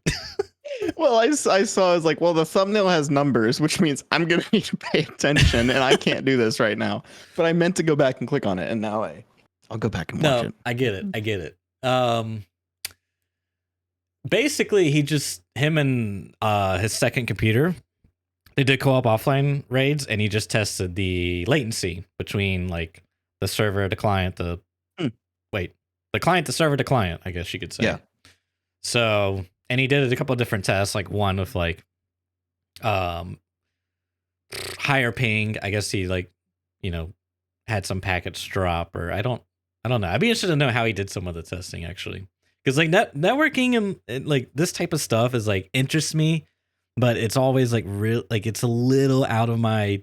It is out of my reach of knowledge. I'm just like I don't understand this stuff. I'm not not really into networking like that. But I get like a little bit of it. Some of the like gamer stuff that's related to it. Anyways, because the most infamous guy for this type of field, if you will, was Battle Nonsense. He would do. I think he got started doing like BF4 videos of like various tests, but like specifically he's known for like network testing on different games and like comparing them and doing these tests. And back in 2018, 2019, I remember he did a Tarkov video, and it was like, dude, I had to go back and watch it to compare, because basically I think what CZTL did is I think he looked at how Battle Nonsense conducted his test and did a very similar methodology. Well, that makes sense, like kind of apples to apples to actually see what's changed kind of deal. Yeah, exactly. And this was 2018, and the desync was like literally a second long. Like the character would move, and then on the other person's screen it would take a second, and then the character would move. Like it was so out of sync, dude. But I mean, he was like the Battle Nonsense guy. He was like saying stuff like, yeah, I've never seen anything like this. Like, this is the worst thing in the world. Like, all of his other like charts up there were like, the worst was like 100 milliseconds, you know, like maximum. This Tarkov's maximum was like 1,000 milliseconds. Like, it was really bad, dude. But then they updated it and he did a follow up video and it was like, you know, 250. Like, it's still pretty bad. But anywho, so CZL did some testing because they changed some of the networking stuff and like rubber banding. And I don't remember the specifics, but you should check out the video if you're curious. And it looks like it's gotten a little bit better. Yeah. I wouldn't say insignificant, but marginally better, which is good. But what's so interesting though is like doing it on an offline server where there's not other shit messing with you. You know what I mean? I just wonder, I wish... yeah, that's scary that you're like, it's marginally better on a clean offline server that's, you know, only has 2 players. Especially because that most recent patch where they were like, we're fixing, you know, they added some fixes and now there's like that rubber banding, right? Which is like the server telling you, hey, you're not there, like go back. Sorry, I cut you off, but no, you're good. I was gonna say like because now, since you brought rubber banding, now the rubber banding is, I don't know, like in one of CZL's tests, I think he was dropping packets purposefully, so that way he would force the rubber bands, and it would be like, you know, the guy would like on his screen, the person that we'll just say is lagging was moving, right? But then on the receiving end, you really wouldn't see him moving past the doorway. And then suddenly he would like fast forward to the doorway, right? And then, right. And this is normal Tarkov, right? Right now, this is normal Tarkov. But then the rubber banding kicks in. And so the rubber banding sends him that was moving back to where he was. And then the person that's seeing this also sees the guy disappear back to where he was. So it's almost like it's gotten worse in a sense. You know what I mean? Saying. Yeah. So it's like, instead of correcting, it's like almost both clients were wrong because both of them saw the guy outside the doorway. And then the server ended up telling both of them, no, wait, that guy's lagging. So both games see the guy lag back into the doorway. Am I understanding that correctly? So it's like you're seeing that stuttery lag in 2 places. Yeah. As opposed to just one client actually having the right information. I think so. Like, you know, normally sometimes like you would get the desync, the major desync where you wouldn't see the guy. Like he would just like warp to the position, right? So you see that, but then the server is like, oh my God, he's out of sync. We need to apply the rubber banding system that we implemented. So then they warp him back. You know what I mean? So it's almost like it got twice as worse almost. Right. You know what I mean? I don't know. I mean, I might be like completely botching that from memory, but no, it's okay. I'm taking you as fact, and what you just said is science. And I'm going to repeat this, clip this, and send it to people when they talk about it. So I don't know. That part's a little concerning, but overall, it's generally speaking, the networking still has some way to go. Like, it seems like the standard for all the other games is around like 100 millisecond delay. Whereas Tarkov is like around 250 milliseconds delay on average, somewhere in there. Which does, I mean, like when you put it in perspective, right? The human reaction time is somewhere between, I don't know, 130 to like 275. Like it's kind of a wide variance, but we'll say on average like 250. So it's almost like you can't quite get them within that reaction time window. Well, we'll say 200. Like, you know, but my point is like, even if you had really good reaction time, the amount of like desynchronization, the guy that's pushing you gets to shoot you first on average every time. You don't, even if like there's enough of a delay there that you don't get any information to react. And then when you could react, you're already like 400 milliseconds behind. You know what I mean? Right. Like he's No, and I already think that, gotten like, 400 milliseconds advantage on you. right. He could have already pulled the trigger, and that's when you see the kind of stuff too, where you're like, and I think what a lot of people, I guess I see some people get, upset with like, I was behind cover, like I think it's more just, I whatever they need to do to just make the game, even if it, I guess not synchronized more, just like, don't show you false information. I think that's where people get frustrated is they're like, either the player, he's doing some right side peek and he hadn't showed up on your screen, or you're able to see yourself behind cover. Like, even if you can't react in that time, seeing like the player lag back into the doorway in front of you, it's like those visuals that feed the player almost false information. Yeah. Where it's like, that's what people I feel often get upset about when it comes to desync. I feel like there's just not, I don't know. It's not a good feeling. No, it's not. Hello? Uh-oh. Did you dial me, brother? Make sure I'm still streaming. I think I'm still streaming. Yes. Anything they can do, even if I like, yes, you already messed up. Oh, hello? Okay. You Hello? can hear me? Yep. Hello? I don't know what. Oh. Hello?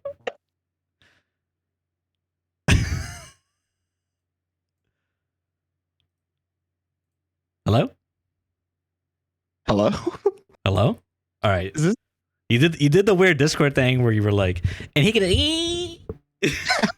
No, I'm back. Am I? I think we're good.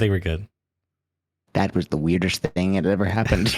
I got pulled into the second level of D&D. It was crazy. I was in hell for like 1 second. The ethereal realm. Yeah, I don't know. Make game feel good. There you go. I summed up what I needed to say. Yeah, no, I get you. I don't know if we'll ever get there, man. I mean, when I was first watching the video, I was like, okay, 250 milliseconds, that's not that bad. But then, like, when you think about reaction time and you compare it to the other games, it's like, okay, this is like 2.5, 3 times as worse. Like, it's, and it only sounds like 100 milliseconds, but when you think about the human reaction time and stacking that, like, it really adds up, and it really, honestly, it explains so much why pushing the corners is just so strong, because you basically get essentially 250 milliseconds of free information that they don't get. Yeah. And then you stack that on top of the reaction time delay. So it's like they get 4. It's like it's just compounding, and it's like no wonder people just get absolutely destroyed when they hold angles. It's just like, okay, makes sense to me. But yeah, and as CCTL is saying in chat, that was a solid server of only 2 players. And as you said, Shouldaville, what does that look like with a full fucking server on streets of Tarkov with 1 million different AIs sending information to all the clients? Like, ugh. With player scavs trying to connect and disconnect all the time, popping in, you know what I mean? Like, yeah, I wonder about that. So anyway, dead game. No. Yeah. Anyway, Dark and Darker's coming out. So yeah, Dark is No, just kidding. I like Tarkov a lot. So as much as I complain, I really do love that damn game. Yeah. Oh, okay. Hot take time. You ready for this? Okay. Yeah. So is this like the hot takes we had before you started recording all the things? No, different type of hot take. So okay, cool. I personally feel like this is just me, and I think this is a bad take because it just is a personal preference thing. But here's my hot take. Okay, I'm ready for this. Let's say BSG said, guys, we're gonna fix one thing and one thing only. Okay, we can fix the hackers, right? And this is all make believe. We can fix the desync. Yeah, they said this. They said, "Hey guys, fuck you. Pick one." Just kidding. I'm sorry. Or we could fix the game, right? Okay, game's a little vague, but we'll say like, how can I say this? We'll make the game fun again as a very broad statement. See, this isn't really a good way of praising it. We'll say we could fix the Like you fix the features or the audio or like that kind of stuff. No. So yeah, that's another good one. Audio. We'll say okay. Yeah, this is perfect. I'm trying to get somewhere, but you're helping me out, so sorry. this is good. No, you're good. You're helping me out. So we could fix the leg, the desync. We could remove cheaters, or we can remove the audio, or we could fix the gameplay loop. We'll make the gameplay loop better. All right, we'll say it like that. Now, if it were me, I'll be like, screw all the other ones. Give me the better gameplay loop, because how I see it is like, I don't really care about the cheaters, the lag, and the desync if I'm not playing your game, right? It's like, if I'm not playing the game, then I really don't care about those things. But I feel like a lot of people would be like, oh my God, if they fix the audio, this game would be S tier. It'd be the best game ever. I would never I would just never stop playing, you know. If they just remove the cheaters, I would and it's like, for me, I have a really high tolerance for like those types of things not working. Like, but if your game's not fun, then I'm just not gonna play it. You know what I mean? And I know fun is very subjective, so that's a very like wishy-washy thing. But I guess for me is like, in the past, I had played some really, really crappy games, you guys, like really crappy, like free to play Korean first person shooters that were like CSGO clones that just like the worst netcode possible, cheaters rampant, like cheats were just free. Like you couldn't even sell them. They were just giving them away, you know? And I just put up with it because, I mean, it's a free game, you know what I mean? I mean, I like the game. I'm enjoying it. You know, it's just like, whatever. I just got used to it, you know, get good, noob. So Tarkov. You gotta learn how to outplay the cheaters, dork. And Tarkov, I just get to a point every wipe where I'm bored, you know? And it's like, oh, just don't get burnt out in the game, blah, blah, blah. Okay, sure, whatever. But I just can't find a reason to play the game. And I mean, I know like forever games just don't exist. Everyone wants a forever game and they don't exist. I get that. I just feel like they could like do a few things here and there, tweak a few knobs, and it would be like improved. But that's my hot take, is like, I've already put up with the shit audio this long. I can put up with another shit audio. Like, yes, it would be less frustrating to not die to those things. But at the end of the day, I don't really care about the things if I'm not playing the game. Is my point. So is that a hot take? I mean, I some people would, like, some people, there's going to be some people, you know, let's pull in the average Redditor who's like, I come across 37 cheaters every raid. Okay. Every raid I come across 37 cheaters. And that's the only reason I die. Right. It's like the guy who commented on your thing. He's like, I'm an absolute Giga Chad, but I don't even use meta weapons. I have a 71 survival rate, 25 billion rubles in my staff. It's like, dude. Okay, bro. It needs to be like, just anyway. Well, you have like those kind of people, but like you see those commenters who really are like, cheaters ruin the game. Cheaters ruin the game. And then you're like, show me one clip, and they're like, you know, they're like, oh, I have 37 fly hackers. And it's like, okay, show me one clip. And he's like, oh, all my clips got deleted. I don't know what happened. Right? Like, I don't think cheaters. I don't think anybody who complains about cheaters, if they went away, would come back and play the game 4,000 hours. Right? I think you do have to have just a fundamentally fun game for people to want to come back. And Tarkov totally is that to a point. And then you get to where I feel like we kind of get to where you're like, oh man, I gotta beef stew again and some croutons. And like, there's so much predictability with Tarkov. And I think if we could find a way to make it more unpredictable every single raid, or like make the wipe cycle more unpredictable, you add that longevity. So I don't feel like it's that crazy to say like, hey, just have a better gameplay loop in general, however you make it happen. Well, here's what I think it comes down to, and this is what got me hooked on Dark and Darker, was it was so brutal that, like I said, getting that W just felt so good, and it was so intense. You know, I had like stuff I really wanted to take these goblets out so I could like check out the other content. You know what I mean? Like it felt like everything was on the line. It really mattered, right? And that those games I feel like are just so much more powerful. Like PUBG is just like a great example. The really like big explosion of that game was, I think it was like, what, 2 million was like the peak of playing concurrent. Yeah, something insanity. It was insane. Like everyone was playing that game, and it's still on the top 10 of Steam charts, which is also like mind-boggling because yeah, that game's kind of like poop now. But anyways, Yeah. What made it so thrilling and fun, you could say, was it was so intense towards the final circle, right? I mean, I really didn't get to play it that much, but Yeah, you never saw the final circle. oh, dude, what I set myself up for that one. That's Like, yeah, I don't get why people like the game. I never got to the end. This game's boring. You just like drop in and loot stuff and die. Like, what's the point? Your friends, like, this sucks. But God, I don't know if I'll ever be able to recover from this. But my point is like, dude, that is really what gets people hooked in, dude. That is the hook, line, and sinker, right? Like, it doesn't really matter if you win or lose. I mean, it does matter, but like the fact that it matters to you is what matters. You know what I'm saying? You're right. No, I get what you're saying. And when that starts to like die off, it's like when it's like, well, why am I like playing? You know what I mean? Like, dude, a lot of people are playing the new COD, right? And I'm sitting here thinking, do I pay $70 for an experience where essentially I just mindlessly grind skins and upgrades and unlocks and just continually like just mindlessly grind, like nothing's really on the line. I'm just sitting, you know what I mean? Like, I played New World the other day because I thought, I don't know, there's been like some hype building up, like, oh, they're bringing the game back, they're fixing all their mistakes and this, that, and the other. Right. And it's just the same mindless grind. Like, I'm just sitting here like spamming mouse 1 and just like nothing matters, you know?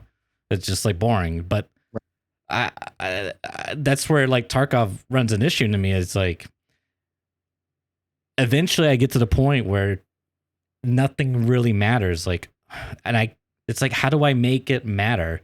Do I farm 18 million rubles and run a T7 kit? So like, I can do that once every year or something. I don't know. It's just like, well, I feel like you see a lot of those superficial goals that people make. Like, I feel like that kind of feeling is what drove the creation of like the hardcore account. Absolutely. Right? Which is like, I just got to make bullshit goals because the game doesn't set anything for me.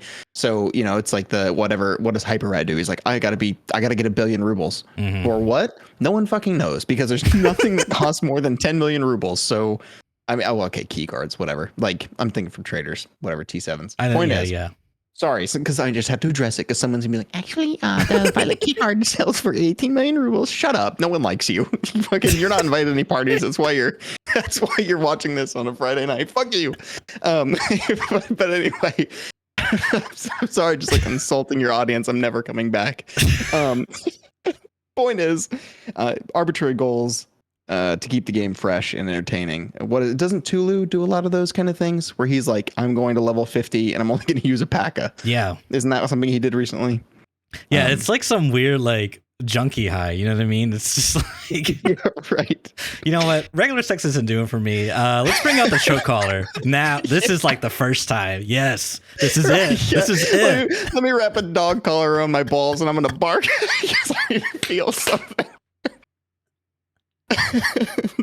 Oh my god! Sorry, is this rated PG on any platform? I think I'm really not doing well. I don't care because I just remember I saw something like so far from humanity. What dude, did you see that I just reminded you? Oh my god, dude! It was literally someone walking their dogs, quote unquote, and the dogs were quote unquote barking at another dog that's not in quotes. It was the weirdest thing I've ever seen. And I was just like, God, what has happened to humanity? It was just like, what's going on, dude? But yeah, I saved that link and put it in my downloads folder. My to-do later. What were we talking about before we talked about show collars and dogs? Weekend plans, I think. No, we need to go further back. Scrub further. Tarkov, that's it. That's it, the video game. Yep. Anyway, arbitrary goals. Yes. People make that's up things to do. Yes. And it's like, why do they do that? And it's like, you want to get that rush again. You know what I mean? It's like what's Tarkov now isn't doing it for you. Like, dude, I literally, like, it's crazy, man. Cause it's just like, I don't know how my buddy does this, But he has like 63 bajillion rubles in the stash, and he still plays interchange, and they'll still like press F to loot items. I'm just like, dude, how like Well, sir, why did you loot that? Why did you pick that up? yeah, I just like I don't understand, man. I like, and it's maybe I guess for him like he likes like it's something to do is one thing, but maybe he likes seeing the numbers go up, in the stash. Sure. Like I don't know. I just like for me, I just like it doesn't really matter. Like none of it matters, but like I don't feel like it matters. You know what I mean? The game. I want the game to convince me it matters. And that immediate argument that everyone will use is like, well, you just burnt out. You put too many hours in the game. But it's like, yeah, listen, just because I play a lot does not, excuse the criticism that like there can be a better loop. There can be, because the loop is super cool for like 2 to 3 wipes, right? Your first wipe, you're terrified. You're not using any cool stuff. You're selling it because you don't know how to use a meta gun. Second wipe, you're kind of getting your feel. And then I feel like most people by either the second or third, they're like, it's their Chad wipe. They're going out and experiencing and they're like, I love this PvP. And then I feel like you start to trickle. And it's a little bit different for everyone. Someone is going to say, oh, it's not for me. I'm on 4th wipe. But you get what I mean. The loop's cool, but I think it could be better is the point, I feel. And it's the classic solution to this, I find in most games, is ranking, like a rank system. Like in PUBG, for example. I mean, I don't know for sure if PUBG has a rank. I know they had a leaderboard, but that's how you make each round matter. Because it's like, eventually you play enough and then that feeling starts wearing off, right? So you need something else. So you have this rank mode where now like every game matters, because if you lose, your ego gets knocked down a bit. If you win, your ego gets boosted a bit. Dude, I went through this phase of Dota 2 and it was the most miserable and sometimes the best parts of my life, dude. It's just like, oh my, I was just like mentally ranking in Dota.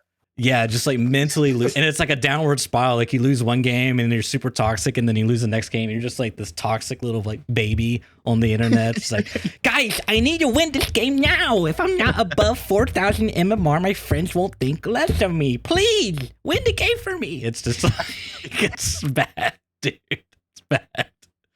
But that's like a part of it, right? I feel like a lot of games, they implement some type of ranking system to like keep people like feeding along, like keep playing our game, buy our microtransactions now. There's so many things that Tarkov could do in that, but they used to do that on the website. They still have old leaderboards from like 5 wipes ago or something stupid. That says like, I don't know, I don't remember, like most experience I'd have to look at it again. I haven't looked in ages, but they had leaderboards, I think, but there's so much they can do with that, right? And you can tie that rank into like skins or different colored dog tags, or you know what I mean? Like there's so many, like, dude, I just feel like there's so much low hanging fruit with that. It takes little to no development time. I mean, they had to model a whole staff for Tagilla, right? They gave him a scythe. It would take less time to give a dog tag a golden edge and tie it to like level 60, level 70. I don't know. Or you killed, I don't know. You get my point. Like you can slap whatever attachment you want on it, or whatever achievement you want. But giving just something that small victories for people, like getting an armband to show you have Kappa. It's the same little thing. No one cares. It's kind of an ugly armband, but damn it, you wear it because you want people to know you're better than them. you want them to know. Yeah. I think that there's low hanging fruit for sure. I'm really interested in the big tree that we could like plant. Like I would just love for me to not be at level 42 and feel like nothing matters anymore. I've completely grinded out all the stuff, and now I can just instantly every raid just have the best stuff on me. That part really bugs me. Right. But anywho, moving on before going to another rant about dopamine and dog collars. I need to feel something.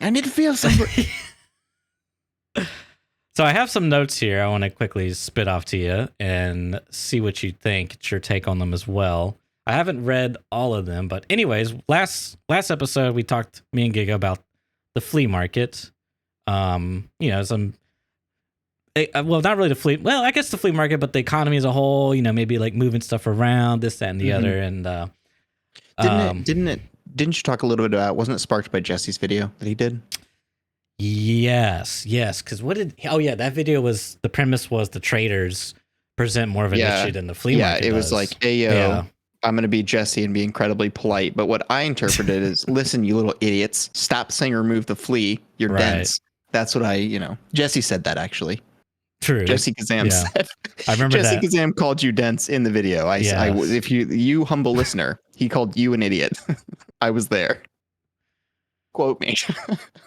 Yeah, because I mean, well, to me, it's like kind of obvious in a sense, but to me, it makes sense because you have a static economy where Prapper is like, yes, this AK is totally worth 4,000 rubles, and then at like every point along the line of Tarkov during the wipe. Whereas like the flea market is dynamic, it's a player ran economy. So people are like, someone is listing up a $4,800 ruble AK, whatever. I don't think it's worth that. I'm going to buy blah, blah, blah instead, So then people see that, they react to the market, everything balances out. It's great. I love economics. And it's like the traders just really screw that up, and of course they've tried it in the past. I don't know if you were here when they did that. I sure wasn't, but I do remember watching videos of Pastilli where they had dynamic traders. What? The Salua thing? Yes, the Salua incident. Yeah. And I personally feel really strongly that they could have made it work. They just needed to tweak a few things, set a few parameters, but BSG was just like, all right, you twisted our arm, Pastilli. All right, we're removing the feature. I don't know. I kind of felt like there's a little arm twisting going on, but hey, not saying anything, but I'm also saying things. But anyways, well, because there's some things that like I don't feel like are being addressed at all, right? So. And I'll touch on it quickly just as an example, but let's use the Zabralo, right? You need the Zabralos to turn in for a task. The global stock is a fixed number that I have not seen, and maybe somebody can be like, I actually charted it, but I've not seen that number change. It does not fluctuate with the player base. So if there's 100,000 players, there's 10 Zabralo. If there's 500,000 players, there's 10 Zabralo, and everybody needs them for a task. So you end up, you have that instance where you sit there spamming refresh and buy, refresh, buy, refresh, buy, that's not good. That's just not. There's no one can be like, that's actually part of the game. It's supposed to be that way. Like, shut up, mister. Yeah. Anyway, sorry. That was, I've seen issues like that. It's literally what it is they literally have to get it right on the first try. And you know what I mean? It's like, they have to like accurately predict everything. And, whereas like the flea market, it really doesn't have to. It can be wrong and it's going to like automatically adjust for itself because it's player ran. It's great. And I just wish that like they took the traders, and I'm going on a whole nother tangent, but I'll jump back. But I wish that they were able to take the traders and make them more dynamic so I wouldn't, feel like I'm getting way too powerful just because I grinded the quest and now I can buy X item and other people can't, or I can get it cheaper or whatever. Yes. I liked something about bouncing back to Dark and Darker is that every time I visited the trader, they had different stuff. I know, yes. But like, there's also the side point where it's like, man, for all those mechanic tasks like gunsmith and how impossible it is to hit the right loot table in raid, like that's a whole other conversation. Is the damn in raid loot tables. But I just mean like that stuff. The game is so balanced around a lot of the things that are in there, whether it's like barter keys and whatnot. But I think that would be so cool in Tarkov where it's like you're actually excited to check the traders because he randomly has a really good gun that you can actually buy. I don't know. But that's something, because I always any chance to talk about Dark and Darker. But that was something that was there that I liked a lot. So to tie it back in with Jesse's video, definitely think the traders was in a problem. So me and Giga, we were talking about some things they could do, and we got a lot of comments on the video. I responded to some in case you're interested. Yeah, we'll see if they respond back. Okay, stream. I gotta do a PSA real quick. All right, if you're gonna leave a comment on ScavTalk, I just ask, please, for my, because if it's a long comment, I'll most likely read it. And if it's, if it interests me, I'll keep reading it and I'll probably respond to it and I'll take the time to give you a proper response.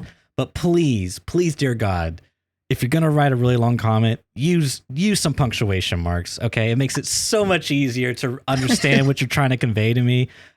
You separate your thoughts of paragraphs, just like press enter a few times. Please, man. I just I don't want to have to copy and paste your text into Notepad and then read it and add punctuation marks to do just please. All right. That's all I ask. So, dude, every Tarkov player though thinks well, and then I want to do this, and then, and then, and that's just how they're tracked, And then I'm gonna loot Stronghold, and then I'm gonna go Dwarves, and then I'm gonna go to Ruef. They type the same way their little monkey brains think. Yeah, just A for effort. Okay, I don't know. It's okay, this is what I'm gonna go on another tangent. This is what really bugs me about it is you took the time to respond, right? And you responded really longly. It wasn't just a one-off line. You put enough mental energy, you rubbed enough brain cells to do it. You know what I mean?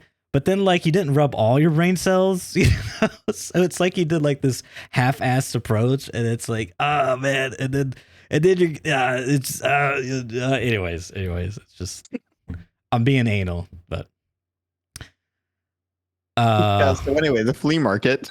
Yeah, the flea market. Yeah. So okay, this is what I was getting at. Someone sent me a message here, and I'm gonna read it off to you. They were listening to podcasts and they got some ideas in their head on the way home or something, and so they wrote them down when they got home. Hopefully not while they were driving home, or maybe they had a public transportation. I don't know. Anyways, here's some pretty cool ideas I thought. So first one is going to be Prapper Rentals. All right, now check this out. I'm gonna read it verbatim here. All traders' stock would be heavily reduced, prices increased, etc. Okay. What if there was an option to rent gear? Guns from stock to fully built, armor, helmets, all of it. So stock's reduced, prices are increased, and you can rent it for random assortments, right? Okay. So that's a recap. Back to the text here. All right. Say you are at Prapper and have picked out a sweet AK. Instead of purchasing it, you click rent, which brings out some options. First, number of raids, percentage price discount, the higher number of raids you picked. Penalties for losing an item also change depending on player level, rep, item value, etc. You follow me? I'm following. Yeah. Okay. Some items may have higher trader rep penalties if lost. And then in quotation marks, trader rep would have to be expanded a bit deeper than what it is today, probably be more dynamic. Okay. Yeah, I get that. This idea has definitely got some caveats, but I'm covering. I get what he means. You got to cover the bases. So let's just think of it as an abstract. Prior to the transaction, you drag the slider between money versus rep percentage owed if item is lost. So I guess she could choose between, do I want to pay more and not lose as much rep? Hey, Daddy Prapper, listen, buddy. I lost that gun you lent me, but I have a lot of money. So yeah, I see what he's saying. You could okay. Similar to when you fail a daily task, where sometimes the penalty or the replacing a daily task, where sometimes it's a fee, sometimes it's rep. Yeah, okay. You may also add insurance. And then he says, in my mind, this could add a way for low playtime guys to run some sick gear here and there. High level guys will also benefit from not always purchasing everything. A pair of T7s might be more tempting to run for the odd raid if you have a good deal on the rental. Or if you're planning on a big raid for a friend, kitted to the gills. To expand the system, there could also be package deals, time limited deals like dailies, weeklies, obviously rep limited, etc. So you rent it, and now help me out. Now, what does it mean by rent? Does he take it back? Prapper? Yeah, you have to give it back. So that means that the if you die, to rent it would have to be significantly less.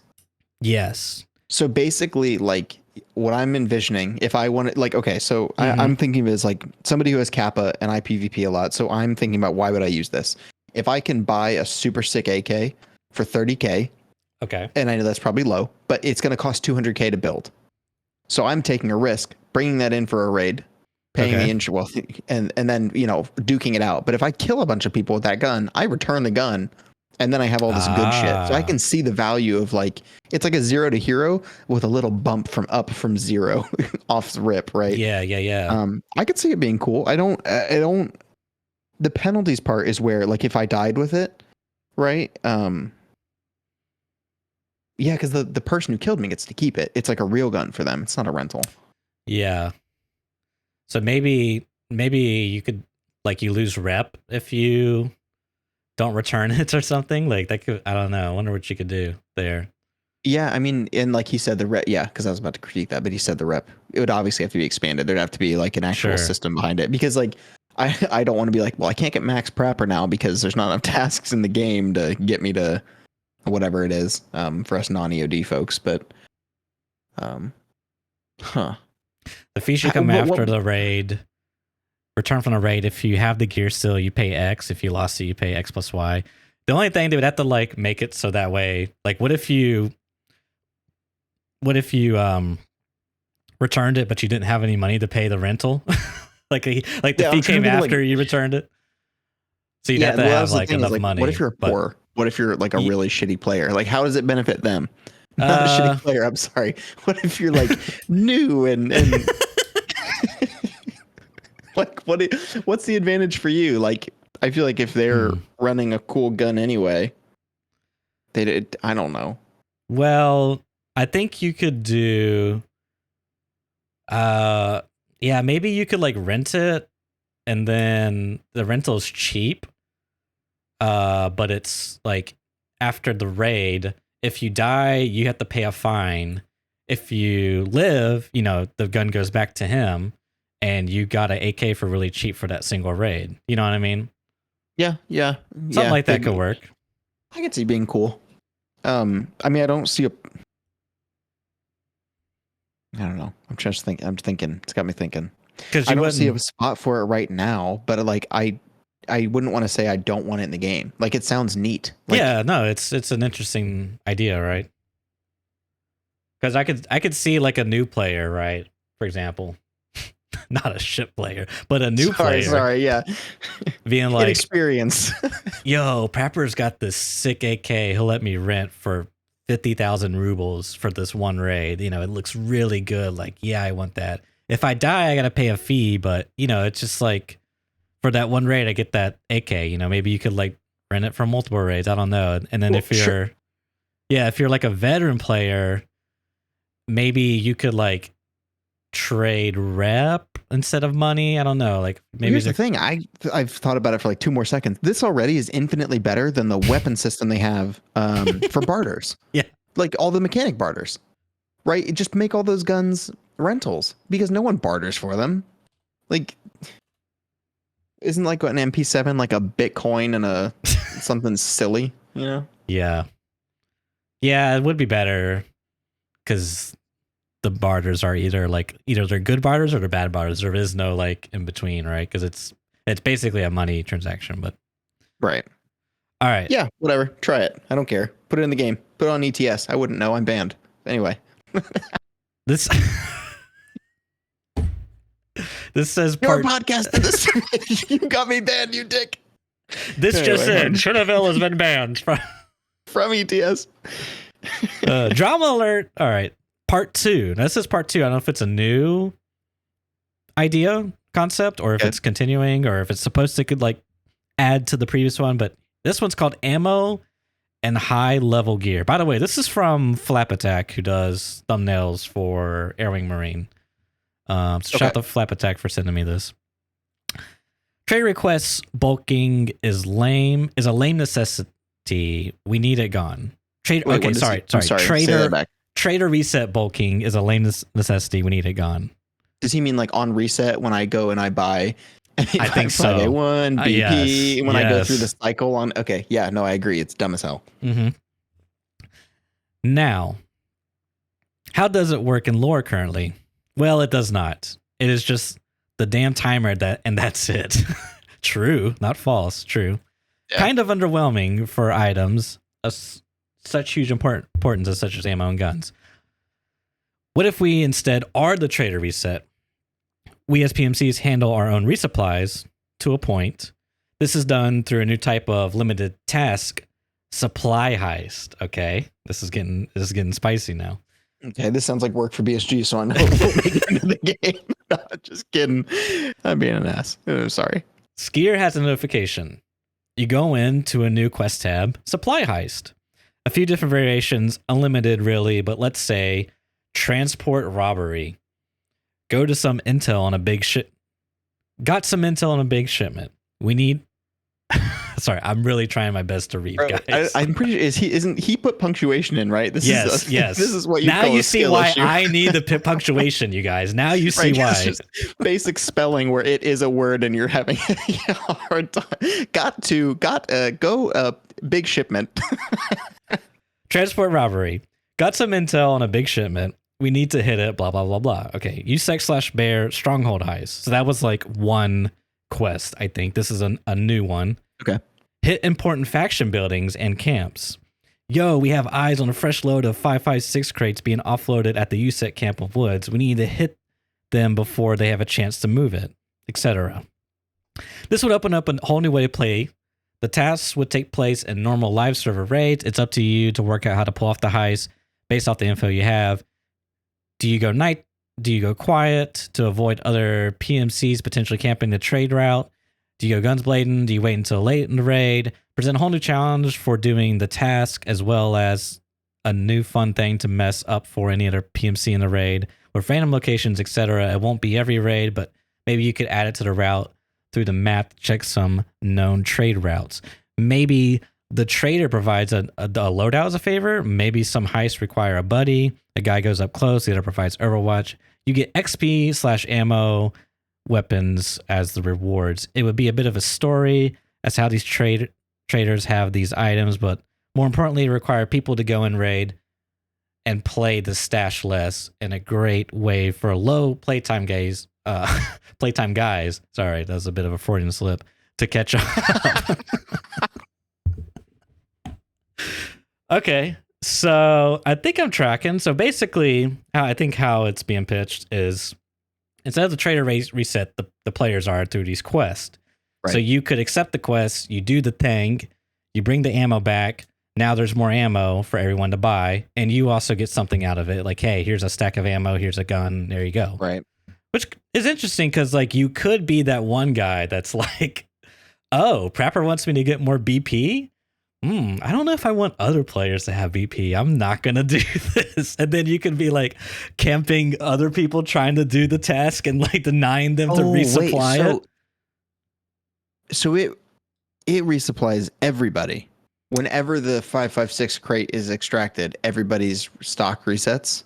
I see. That's not completely clear. Because I also don't want it to be like Landmark's the only one who runs in, gets the BP crate every single time, and restocks his own stash. You know what I mean? Yeah. See, I don't know if that's what he was describing or not. It could be. It's kind of up to interpretation. But I'm gonna go with the other way, where it restocks it for everyone. Hypothetically, right? Let's say it's a quest and you got to go to USEC stash on customs. And if you complete the quest, you get XP rep, and he'll give you some ammo and some guns, like, a stack of ammo, random, and then a random gun or something. Maybe the ammo matches the gun caliber it gives you, whatever, sure. But it's random. Okay. And so you go there and it's like the pocket watch, right? It's a quest item and it's like a ammo box, and you loot it, maybe they could. Anyways, point is, you take that. If you die, you lose the quest item. No one can loot it, but it's your own little quest. If you bring it back, you put it in there. It resupplies the trader, so they get instantly. They would get like a stock of ammo for different calibers. But in theory, you could metagame it to the point where it's like, do I want to resupply every player in the World Escape from Tarkov? I mean, you could really break it down. Like he was saying, maybe if you do the USEC one, it's 5.55 for Peacekeeper. Sure. So like all the 555 gets like a fresh batch in, you Yeah, know, and then you could be I like, think I would like well, to. yeah, go ahead. Sorry. No, go ahead. No, go ahead. Okay. I think it'd be kind of cool to see this in tandem with, you know how everyone like had to give their money to the Lightkeeper or whatever. I think it would be neat Yeah. to have something similar where it's like, hey, there's these couple missions that pop up randomly and it's different traders. Like, let's say Prapper, I don't know. There's so many ways you could do it, but I think it'd be cool if it was like, if once this mission is completed 1,000 times, right? And let's say it spawns in, every other raid on whatever location that you set it up. Like something that I think just like global tasks to have people team up to compete. I don't know. Yeah. I think because then you like, let's say you add in the leaderboards thing where it's like, look, Bears smoked the USEX at doing this. Bears get an extra reward or something, or I don't know. Like, there's so many ways you could do this. I think just like, Church running in, killing 13 of the 14 players on woods and grabbing it and then restocking it for the globe. Like, I don't see how that. And I'm sure the commenter had to have a different thing in mind because there's no way that it's just like, I restock BP every other raid for everyone in the world. Do you know what I mean? Yeah, maybe it's your individual self. I mean, like the only thing I could see is like if you restock globally, you're also restocking for yourself. So there's like some incentive to do it for yourself. You know what I mean? Totally. Like it doesn't feel bad. How? So is it just dependent on like how can everybody see it? You know what I mean? If there's, I don't know. It would automatically somebody's going to complete it. Even if you block it in your raid, the other raid that has the instance is going to complete it, and everyone. That's why I'm like, that's where I'm confused about. No, and I get you. I don't get that, but I think the idea of like, dude, just mini events in raid of like stuff to do. Right. Yes, 100%. Like the airdrops are cool. But I think something more than just look, there's good loot here. Now there's good loot here. There's good loot here. Like something that's kind of interactive like that, pick up, get it out. It can add a lot. Oh, what they could do, kind of taking what you were saying earlier, is there could be an event where it's like supply crisis. And I think that's a quest. And all the traders, wherever they get their supplies from, like let's say a Tarkov ship, comes into the port and whatever. Some make-believe lore stuff. Sure, yeah. Is no longer in service. So now they're reliant on the players to do that, right? So you got to like hand in gear to the traders, which wouldn't make sense because why not just use the gear instead of what if you did something like these they're like mini events. They're not going to be like the trader where the Lightkeeper where the traders were gone for like what it was, it's like 2 weeks, something stupid. Literally make it 4 hours. If like that should be a small window of time that in one evening the community can complete this, like kill Gluhar 300 times because his group, they're going to be spawning in a different area because of these supplies. Like they've blocked the trade route, something to do. No, I get you. I don't know. Just like many things like that encourage everybody to play a little differently and for the common good. Right. Or maybe you do the same kind of thing. Supplies are shut down. Traders are gone, but also for the weekend, flea market restrictions are gone. You can buy slicks again because the traders are gone. There's no one to enforce the trade. Like it's gone Wild West for a weekend. Like there's so many, like, who knows, man? I just, because like I like the heart of this idea. Yeah, I do too. Because it impacts trader limits in a way that is dictated by the players. Interactive. Right? Yes. Yeah, there's I like the there. heart of it. But I don't understand it, and he's not here to answer follow-up questions. Yeah.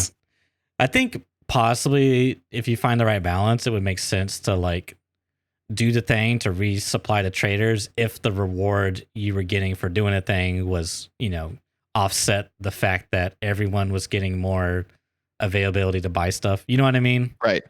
Well, because like how many people, because I would probably do that where you see this event pop up and I'm like, well, I can't restock, but I know somebody in the next 20 minutes will restock it for me. So I'm not going to engage with this event. I'm just going to run away and pop back out and buy it again anyway, because somebody else restocked it, Yeah. No, I get you. But I like the idea. Okay. Part 3, Repo Man. Says he won't go into too much detail here, but sign up into Prepper's insurance return crew. Now, hang on a minute. Spawn at a random time in raid with a few possible locations marked for search. Successfully bring items out of raid, turn them in for reward, and maybe 5-finger discount on a sweet mutant you found. He won't know. Pepper's clueless. Pepe laugh. Would be almost like another type of scav raid. You have to go in damn near naked to get as many returns out as possible. At the random spawn time has that same weird effect that scav raids have with a ton less knowledge on where threats are. Okay, I get it.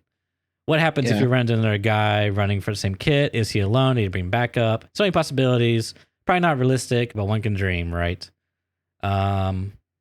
Interesting. Yeah, I mean, I've talked about this before. I think even, or maybe I should say I've thought about this before, and like specifically Veritas. I think he's talked about something like this where you take on the role as the guy fetching either the gear for yourself that you lost. You know, like you're the own insurance guy. Like he talks about, I think it's like because that DayZ type of gameplay where you die, you spawn back in as a fresh naked. Do you run 20 minutes to your body to try to like get what you had? You know, it's like your own insurance that you just start new. And instead of like, now we have this system where like it's a good system because it's like a little less punishing for players if they like can like afford it. Under the right circumstances, but usually it just turns into let me dump my stuff in unlootable places so that way no one can loot it and I get the most value out of the system. And it would be kind of cool to have like some more interactivity there where you could take on the role as Prepper's crew, run into raid and try to like get the items and return them back. And I don't know, I could see something there. Yeah, I could see it being really fun if, like, I would say keep it to a scav. Like, I don't think it should be an option as a scav where it's like, do you want a scav or insurance run? And you essentially go in as one of Prapper's boys and they're pre-spawned. They're not real player gear. I think that's going to have to be the big caveat here because no person is going to be happy with the idea of a scav getting a map with a red X on their insurance return that they spent so long to hide, who then chooses the 5-finger discount. Yeah. And it's like, damn, dude, found this cool meta mutant. And some guys like, I literally hid that. Like you couldn't have known without cheats or a map. And Prapper gave you a map. But like, sorry, Prapper, I didn't find any of the stuff that you sent me to find, man. I tried so hard. What's this on my backpack? A Rayback? Oh no, that was from my stash. That was already there. Yeah. But it'd be cool if this had an impact on your reputation and let's say, it wasn't about the gear, right? Necessarily. It would more be like, oh, hey, well, as your insurance rep goes up, prices go down after you hit, let's say 6, because they like that number. You hit +6. Let's say you get your meds and ammo back with it for once, right? Like you could add little mini rewards along the way. And then it's like at +10, which means you've done, a streamer's amount of insurance runs, you get whatever was in the rig, right? So that could cover if there was some spare loot that comes back in your insured backpack, that comes back with it or something. I don't know. People would abuse that. It'd be like my drop back, but you get what I mean. Yeah. There's plenty of ways to do little cool here and there deals with it. Nah, I'm pretty sure like as you get more and more closer and build a relationship with your dealer, he definitely charges you more for the same service. Like that's how it works. Yeah, so. That's actually, I mean, that's what happened with my parents. I turned 18. I thought we had this great relationship, and then they were like, "Pay me fucking rent." And I was like, "Yo, what the hell?" Then they kicked me out. So, yeah, I get it. Yeah, realistic. the more you know, so yeah, very, very realism based. Everyone betrays you in the end. Everybody. Just want to get one last comment in here if we squeeze it in real quick. I think Raiders, Rogues, and maybe some new AI factions should show up at random mid-raid the way airdrops do with an actual event in-game. Like a car pulls up near dorms, kicks open the door, and file in. That is from Cyrenus. I think I'm saying that right? Yep. 100%. I think Siri and I have actually talked about this. Oh. Yeah, like I think it'd be so cool if like halfway through the raid, a helicopter lands on resort and kicks off some raiders to clear the building, right? Because they were called in for something. I don't know. But yeah, I think anything that, I mean, it seems like such low hanging fruit, small win. Mm-hmm. It encourages players to stay in raid longer. And some people, you can't even use the argument of like, they'll farm the gear. It's like, bro, Lighthouse exists. Rogues exist. Like people farm gear anyway. Who cares? Yeah. let me do it in a cool way. Yeah, something that gives me a reason to stay in. Good comment, Siri. Good comment. Repping the boys with your good ideas. Thanks, brother. It's like the Family Feud. Good answer. Good comment. Good comment. You know. Thanks, buddy. CZTL says redo the economy. Everything is supply and demand. Traders don't get restocks at a given time and always have the same amount. Restocks have random amounts, but traders only try to restock when they are low. They will never have all items. BSG gives trader demands needs for barter goods that fluctuate dynamically. Their barters will dynamically change based off what they don't have much of and pay more. Perfect condition guns are rare to see on traders. Trader and flea market are in raid. Whoa, that's a big one. That last one really is like throwing that. You can hear it now, dude. It's creeping up. Yeah, but I do hear a lot of good things there in general. That it's like I hear the word dynamic and trading and quantities, and I'm like, wow, a lot of this just sounds infinitely better than we have 5 black key cards on restock. You know, be refreshing in 4 hours. Like I hate having to explain to new people that like right. They're like, hey, I need this item, but I can't get it from the, there's a shotgun choke. And I'm like, no, you have to set a timer on your phone, but also start refreshing 30 seconds prior to the timer going off because the timer in game's fake. So here's all these arbitrary things you have to do outside of the game to play the game. And make sure you have the wiki up and memorize everything because the game's not going to tell you where to go. Yeah, I really, the big copium huff there is like, we'll get to it eventually, guys. We're just working on streets, so it's taken us 4 years to do streets, maybe 5. So wonder how long it's going to take to do. No, don't worry. We'll have some. Never mind. I'm not going to be a little sassy. Never mind. Sorry, I need to shut myself down sometimes. I'm a little much. I'm surprised I got invited back for a second showing on this podcast. I'm literally a brand risk. So, well, you weren't my first choice. My first choice was a hand puppet, but I just didn't think it was busy. After you went through the list when GigaBeef couldn't come, you're like, fuck me. Like you look at the bottom of the barrel and it's this grimy, like sticky name that you pull out and you're like, fucking Shouldaville, I guess. I just want to talk about Dark and Darker. Yeah. I was like, dude, I really want to talk about Dark and Darker. Shouldaville, though. I guess. Listen, man, listen. I also played that game, the nerd game. No, but seriously, thanks for coming on, dude. It was a good time. Yeah, this is fun. Maybe it's always fun. We should, you know what, you and me, let's do a side podcast. We'll call it the Scuffcast. It's a Scuff podcast. No, ScavTalk podcast, and it has the same logo. Everything's the same. There's like a C drawn on it. Yeah. I'll be sure to, on my alt account, change my name to ScavTalk podcast, so that way people can people look it up. Yeah. It's funny. Real quick, you mentioned Call of Duty earlier. I played I played a game this morning. Actually, got recognized. Yeah? Somebody goes, "Is that Shouldaville?" I go, "Yes." He goes, "Is that the real Shouldaville?" I was like, "Yes." Nice. Immediately got called a slur. I was like, yeah, it's Call of Duty. That's why. Yeah. No, everybody loves a racial slur at 7 a.m. That's what I wake up and think about. Wow. Anyway, there you go. There's a little fun Call of Duty fact for the day. Yeah. Well, on that note, we'll be closing down this podcast. Thanks everyone for tuning in. Again, thank you, Shouldaville, for filling in, and we'll see you all. Yeah, thanks for having me. Next week. Now shut the fuck up. Stop talking right now.